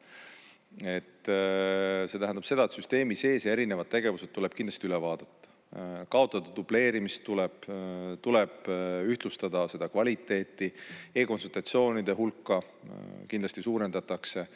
See reguleerib ka järjekordi eriarstide juurde ja nii edasi. See loetelu tegelikult tegevustest on väga pikk ja ma soovitan võib-olla Karmen Jolleri siis kutsuda fraktsiooni või tema juurde külla minna ja ta hea meelega jagab neid kõiki kogemusi, ta tunneb süsteemi väga hästi ka seespoolt. Nii et jah, ma ütleks, et see kontseptsioon, et kui meil on süsteemis, kõik asjad ei tööta nii, siis üksiti raha juurde andmine ei ole üheski süsteemis seda lahendust toonud. Ja ma ütleks, et nende sammude süsteemi ülevaatamine kindlasti on omal kohal ja kõike seda öeldes rõhutan taaskord seda sama, mida ma ütlesin ka enne, et minu isiklik veendumus ja kogemusepõhine teadmine on see, et Eesti tervishoius töötavad väga tublid inimesed ja hindame seda panust kõrgelt. Aitäh! Aitäh ja lisaküsimuse esitab Reili Rand, palun. Aitäh, austatud istungi juhataja, lugupeetud peaminister. Hea kolleegi Tanel Kiige mainitud hiljutisel arutelul tervishoiu tulevikust tõi valdkonnaminister olulise lahendusena välja haiglavõrgu tõhustamise. Kaugemates maakondades nagu Hiiumaa ja Saaremaa tunnevad inimesed aga muret, et niinimetatud tõhustamise sildi all väheneb niigi ahtake teenuste kättesaadavus ning kasvab lõhe keskuste ja kaugemate piirkondade elanike vahel. Kui mõni eriarstiabi eriala tõesti liigub maakonnahaiglast kaugemale, siis kes ja kuidas katab inimeste täiendavad kulud sõidu, majutuse või ka ajakaotuse eest? Kas valitsus saab täna kinnitada, et haiglavõrgu tõhustamine ei suurenda maapiirkondades elavate inimeste omaosalust ega muutu justkui karistuseks neile, kes elavad väljaspool suuremaid keskusi? Või mis on teie valitsuse nägemus inimeste võrdseks kohtlemiseks arstiabi saamisel? Ministeeriumi plaan iga haigla tuleviku kohta pidi sündima novembri lõpuks. Kas siin toimetab valitsus samamoodi nagu haridusvaldkonnas, et otsused tehakse ära ilma kogukonda kaasamata? Aitäh! Aitäh, hea küsija, et võin öelda jälle sotsiaalministri poolt, et kellelt tegelikult saaksite sama küsimuse küsida, kes võib-olla oskaks detailsemalt seda kirjeldada, et kindlasti kaasatakse, seda esiteks. Teiseks, aasta lõpuks vaadatakse üle, mis piirkonnas milliseid teenuseid on vaja. Ja see loogika, ma saan aru, on selline, et milliseid teenuseid rohkem vajatakse, need viiakse lähemale ja nii edasi. Et erinevad sammud on selleks tegemisel ja see kava tuleb. Nii et kui see kava on olemas või selle kava mustand on olemas, mida saab esitleda sellisel kujul, siis sotsiaalminister kindlasti on see inimene, kelle te võiksite enda fraktsiooni kutsuda või siis veel kord ministeeriumisse kus iganes komisjoni kohtuma minna, et minister tuleb alati hea meelega tööandja juurde, aga alati võib ka vastupidi olla. Nii et kõik see töö on tegemisel ja lähtutakse igal juhul tervest mõistusest, sellest, et suheldakse osapooltega ja see kõik on loogiline. Aitäh! Suur tänu, sellega lõpetame tänase 6. küsimuse käsitlemise. Liigume edasi. Tänane 7. küsimus on sotsiaalminister Karmen Jollerile, küsib Riigikogu liige Vladimir Arhipov ja teemaks on hinnatõusu mõju Eesti inimestele. Vladimir Arhipov, palun. Aitäh, lugupeetud istungi juhataja, hea minister. Räägime hinnatõusust ja selle mõjust Eesti inimestele ja eelkõige hooldusreformist. Hooldusreformis lubas, et omavalitsuste koormus väheneb ja hooldekodu muutub inimestele kättesaadavamaks. Aga tegelikkus on vastupidine. Omavalitsused maksavad üha rohkem, hooldekodude hinnad tõusevad ja pered on surve all. Ja minu küsimus on, miks peab omavalitsus maksma üha suurema osa hooldekodude kuludest, kui hooldusreform pidi koormust nagu vähendama? Ja kuidas tagate, et hooldekodu jääks hinnatõusu tingimustes inimestele reaalselt kättesaadavaks? Aitäh! Aitäh küsimuse eest. Hooldereformist olen siin mitu korda päris pika ülevaate andnud ja kui me nüüd neid kokkuvõtteid vaatama, siis ma pean ka ütlema seda, et kuna küsimus oli hinnatõusu mõjust, siis küsimuses ei olnud täpsustatud, millist hinnatõusu on mõeldud.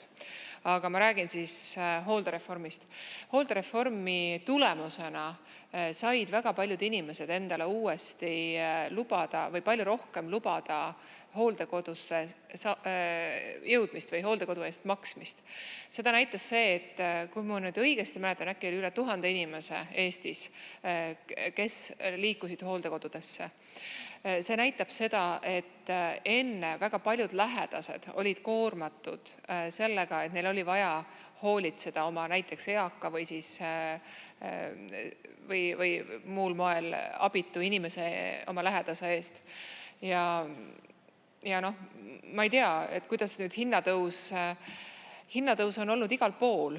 Hinnatõus on olnud kõikides valdkondades ja siin me põhjuseid teame, siin väga palju on geopoliitikat, et kuidas nüüd tagada, et inimene hätta jääks, ongi see, nagu te ise ka mainisite, et kohalik omavalitsus toetab inimest ja tegelikult riigi poolt on, kui ma jälle numbreid õigesti mäletan, umbes 76 miljonit eurot suunatud just kohalikele omavalitsustele, et seda toetust siis katta ja aidata. Kindlasti on neid kohalikke omavalitsusi, kes ei ole hooldereformiga rahul. Me vaatame järgmise aasta lõpuks kõik ettepanekud ja mõtted ka üle ja mis on vähegi ratsionaalne sisse viia, need me viime sisse. Aitäh!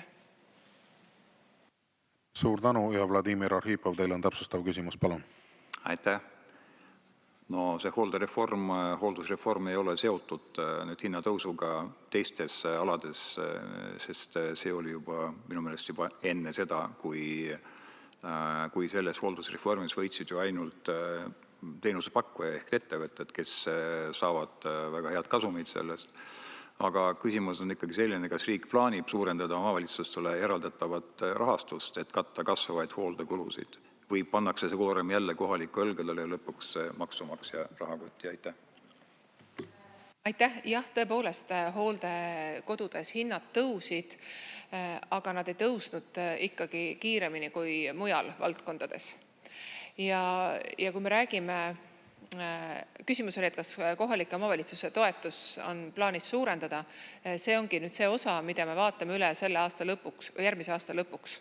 Ja ettepanekuid me kuulame, loomulikult kõik sooviksid, et riik panustaks rahaga, aga me peame ka vaatama seda, mida me antud valdkonnas veel peame tegema. Et eks me siis selle järgi otsustame.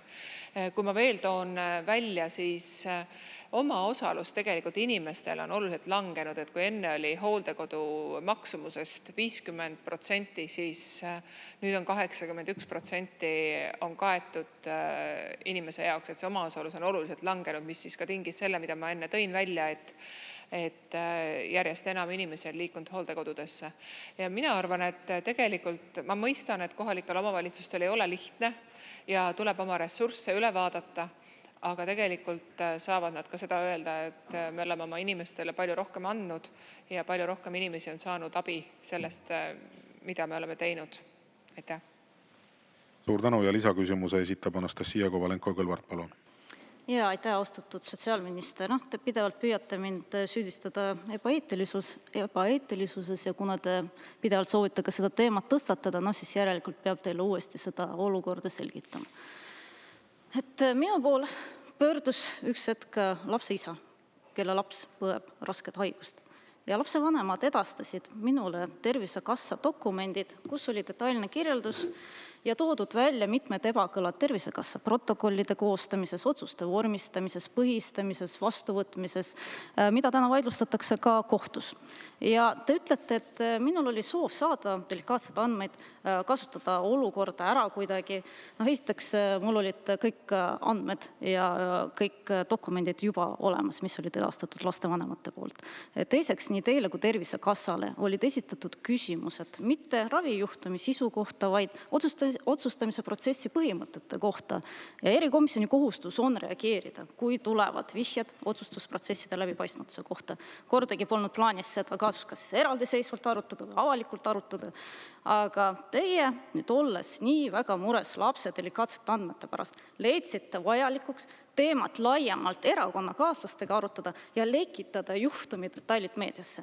Täna poleks seda arutelu, selle teema kohta poleks üldse eraldi mitte keegi teadnud, kui te poleks ise selle avalikkuse ette toonud. Isegi erikomisjoni liikmed said teada meedia vahendusel, kuna siis teie selle teema lekitasite. Ja olid veel väga konkreetsed küsimused, mida oli soov teile edastada ja millele ma saan aru, te ka ei soovi vastata. Tuli välja veel ka see, et Tervisekassa on näiteks 7 kuuga kulutanud 500 000 eurot reklaamile, 400 000 eurot äri- ja juhtimisnõustamisele. Et millist äri meil siis Tervisekassa ajab, missuguse kvalifikatsiooniga on juhid, kes siis vajavad 500 000 nõustamist. Ja seda veel lisaks sellele 500 000, mida on kulutatud erinevatele pidudele. Et te ütlesite enne Sotsiaalministeeriumi kulutuste kohta, et tegemist on kaasamisega. Kas Tervisekassa puhul on ka tegemist kaasamisega? Ma juhin tähelepanu, et see küsimus ei ole nüüd registreeritud küsimuse teemat puudutav, aga kui proua minister soovib vastata, siis palun. Aitäh, ma vastan vaid selle tõttu, et ma saan aru, et see on teie mure. Ja ilmselgelt te olete mõnest asjast valesti aru saanud, et ma ikkagi tuletan meelde Eesti seadusi. Mis puutub meediast, alustame meediast. Meedias oli see lugu varasemalt, et avalikkus tegelikult teadis seda juhtumit ja mina ei rääkinud üldse sellest juhtumi olemusest. Mida ma muret jagasin erakonnakaaslastega, mitte meediaga, aga jagasin erakonnakaaslastega seda muret, et korruptsioonivastane erikomisjon püüab ületada oma volitusi päris mitmes aspektis.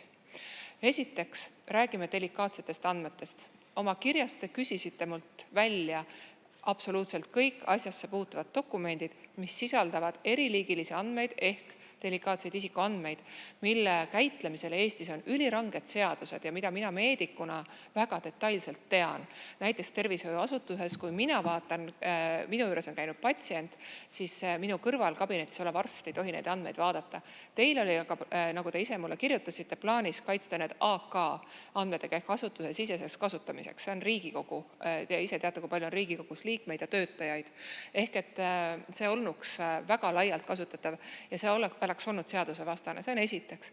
Ja teiseks, võtame lahti korruptsioonivastase seaduse. Seal on öeldud, milline roll on korruptsioonivastasel erikomisjonil. Korruptsioonivastane erikomisjon on loodud selleks, et teha järelevalvet Riigikogu liikmete, ministrite, õiguskantsleri, presidendi ja nii edasi üle. Et te võite vaadata seda, see on täiesti ilusti seaduses mustvalgel kirjas. Seal all ei ole avalik õiguslikke asutusi, nagu seda on Tervisekassa. Tervisekassa üle järelevalve õigus puudub teil ja te ületasite oma volitusi, te püüdsite ületada oma volitusi. Kui te oleksite seda juhtumit üritanud käsitleda pärast valimisi, ma oleks teid uskunud, aga see oli enne valimisi ja ma nägin, milliste narratiividega te olite avalikkuses. Ja minu kui arsti jaoks on see ebaeetilisuse tipp. Ma saan aru, et ei ole lugenud neid seadusi piisavalt, mis puudutavad andmekaitset ja te ei taju seda eetika probleemi, mis on rääkimata sellest, et tegu on seaduse vastasusega. Et kõikidest teie sõnavõttudest te väljendate seda muljet ja see kinnistub minus üha, et te olete ääretult ebaeetilise suhtumise käitumisega inimene. Et kokkuvõtteks mina kaitsen inimeste eraelu ja Tervisekassaga ma tegeleb nõukogu. Nõukogu on see, kes teeb järelevalvet muu hulgas ka hangete üle. Selleks on meil auditikomitee ja ka kohtu otsuste üle ei peaks tegema erikomisjon järelevalvet. Aitäh teile! Suur tänu ja head kolleegid, ma lõpetan sellega meie tänase 7. küsimuse käsitlemise. Et kuna me oleme praegu juba sellest registreeritud küsimuse raamest väljas, siis ma seda protseduuri siin praegu ei jätka, head kolleegid, sellepärast et Varro Vooglaid palus võimalust, et ta saaks esitada oma küsimuse peaminister Kristen Michalile. Et me jõudsime 8. küsimuse juurde, see on peaminister Kristen Michalile. Varro Vooglaid on küsimuse esitaja ja teemaks on sekkumine Läti siseasjadesse. Varro Vooglaid, palun. Ja suur tänu seda võimalust mulle võimaldamast. Teatavasti Läti parlament langetas hiljuti otsuse taanduda Istanbuli konventsioonist ja selle peale teie tegite 1. novembril Facebookis avalduse, kus te ütlesite nii mõndagi, aga muu hulgas ütlesite, et sarnaselt EKRE-le on ka Läti parlamendis mitu poliitilist jõudu, kelle jaoks naiste õigused ja turvatunne ei kujuta endast väärtust. Need on teie sõnad. Esiteks ma arvan, et selline loosunglik avaldus on lihtsalt kohatu, sellepärast et see, kas Eesti või Läti on Istanbuli konventsiooni liige või ei ole, ei mõjuta kõige vähemalgi määral naiste õiguste ja turvalisuse kaitstust. Et naiste õigusi ja turvalisust kaitsevad ikkagi Eestis kehtivad seadused ning neid seaduseid jõustavad õiguskaitseorganid ja justiitsorganid. Ja sellega meil teatavasti on mitmesuguseid tõsiseid probleeme. Näiteks peaks vaatama üle selle, kas võib teatavate isikuvastaste kuritegude eest määrata karistuseks kohtute poolt lihtsalt tingimisi vangistust. Antud juhul meil on ju viimasest ajast näiteid selle kohta, et on määratud tingimisi karistus naise vastu vägivallatsenud isikule, kes on seejärel jätkanud vägivallatsemist, muu hulgas naiste vastu. Et see on see, mida tegelikult tuleks teha, vaadata üle meie riigis kehtivad seadused ja see, kuidas neid seaduseid jõustatakse, mitte tegeleda selliste loosungitega, nagu siis Istanbuli konventsioon seda endast kujutab. Aga minu küsimus konkreetsemalt seondub nüüd sellega, et kas teile ei tundu, et peaministrina on täiesti kohatu hakata kriitiliselt kommenteerima avalikult Läti parlamendi otsuseid. Minu parima arusaamise kohaselt, nagu ma olen õppinud diplomaatiat ja rahvusvahelisi suhteid, on see üks printsiipidest riikidevahelistes suhetes, et teiste riikide siseasjadesse sekkumisest hoidutakse eriti valitsuse tasandil, sest peaministrina te räägite kogu riigi nimel. Kas teie arvates oleks kohane, kui näiteks Läti peaminister hakkaks samamoodi kriitiliselt sekkuma Eesti parlamendi otsustesse? Aitäh! Aitäh! Ma arvan, et teil ei tule üllatusena, et ma olen Läti peaministriga antud küsimuses ju täiesti ühel meelel. Oma hea kolleegi Evikaga oleme me täiesti ühel meelel selles küsimuses, et Istanbuli konventsioonil on oma roll. Ja kui teie ütlete, et sellel ei ole väärtust, siis ma siiski mõne lause ütleks, et ega selle konventsiooni eesmärk ja vaadates järgi, eks ju, viisakalt, et olla täpne, on siiski kaitsta naisi vägivalla eest kõikides vormides, ennetada naistevastast vägivalda, perevägivalda, võtta sellest vastutust ja likvideerida see. Ma ei saa aru, kuidas selle vastuseks olla. Teiseks, aidata kaasa naiste diskrimineerimisele, kõikide vormide likvideerimisele, edendada naiste ja meeste sisulist võrdõiguslikkust naiste õiguste edendamise kaudu. Taaskord, kuidas sellele saab vastu olla? Siis on töötada välja igakülgne raamistik, poliitikad, meetmed naistevastase vägivalla, perevägivalla, kõiki ohvrite kaitsmiseks ja abistamiseks. Ja siin on veel väga palju erinevaid mõtteid, et ma ei saa aru, ütleme nii, et me räägime samas keeles, aga me ei mõista kuidagi üksteist. Et ma tean, et EKRE on esitanud nüüd sellel nädalal ilmselt ka sellest Läti näitest tõukudes ettepaneku taanduda või välja astuda Istanbuli konventsioonist ka Eestis. Ja ma ütlen, et valitsus siin kindlalt ei anna, mina ei kavatse anda ja ma arvan, et ka minu kolleegid ja koalitsioon Eesti 200-ga me ei anna kindlasti järgi sentigi ega millimeetritki selles, et sinna poole liikuda.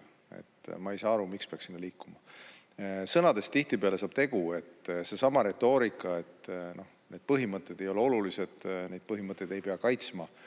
See ei ole minu meelest vastuvõetav, see on eemale tõukav, ma ütleks pigem. Ainus, milles ma saan teie jutust nõustuda, seda, mida ma ütlesin ka ilmselt Martin Helmele vist, kui me siin enne debatti pidasime, et seesama juhtum, kus inimene, kes tegelikult oleks pidanud trellide taga istuma, ei olnud trellide taga ja sai uue teo toime panna, ta oleks pidanud trellide taga istuma, on ka minu veendumus. Ma arvan, et see on üldine veendumus. Ja selle kohta on ka siseminister palunud täiendava ülevaate saada, ilmselt justiitsminister ka, et kui on vaja reeglid muuta, täpsustada, siis tuleb seda teha. Nii et ja ma ütleks, et vägivald, naiste diskrimineerimine kõikide selliste viisides, liikides on laiem ühiskondlik teema ja selles olla ühel arvamusel Läti peaministriga või Läti Vabariigi presidendiga, ma arvan, on igati kohane. Aitäh! Suur tänu ja rohkemateks küsimusteks meil tänases infotunnis kahjuks rohkem aega ei ole. Ma tänan Vabariigi Valitsuse liikmeid ja kõiki kolleege aktiivse osaluse eest tänases infotunnis ja sellega on infotund lõppenud ning me jätkame täpselt kell 2 algava Riigikogu täiskogu istungiga.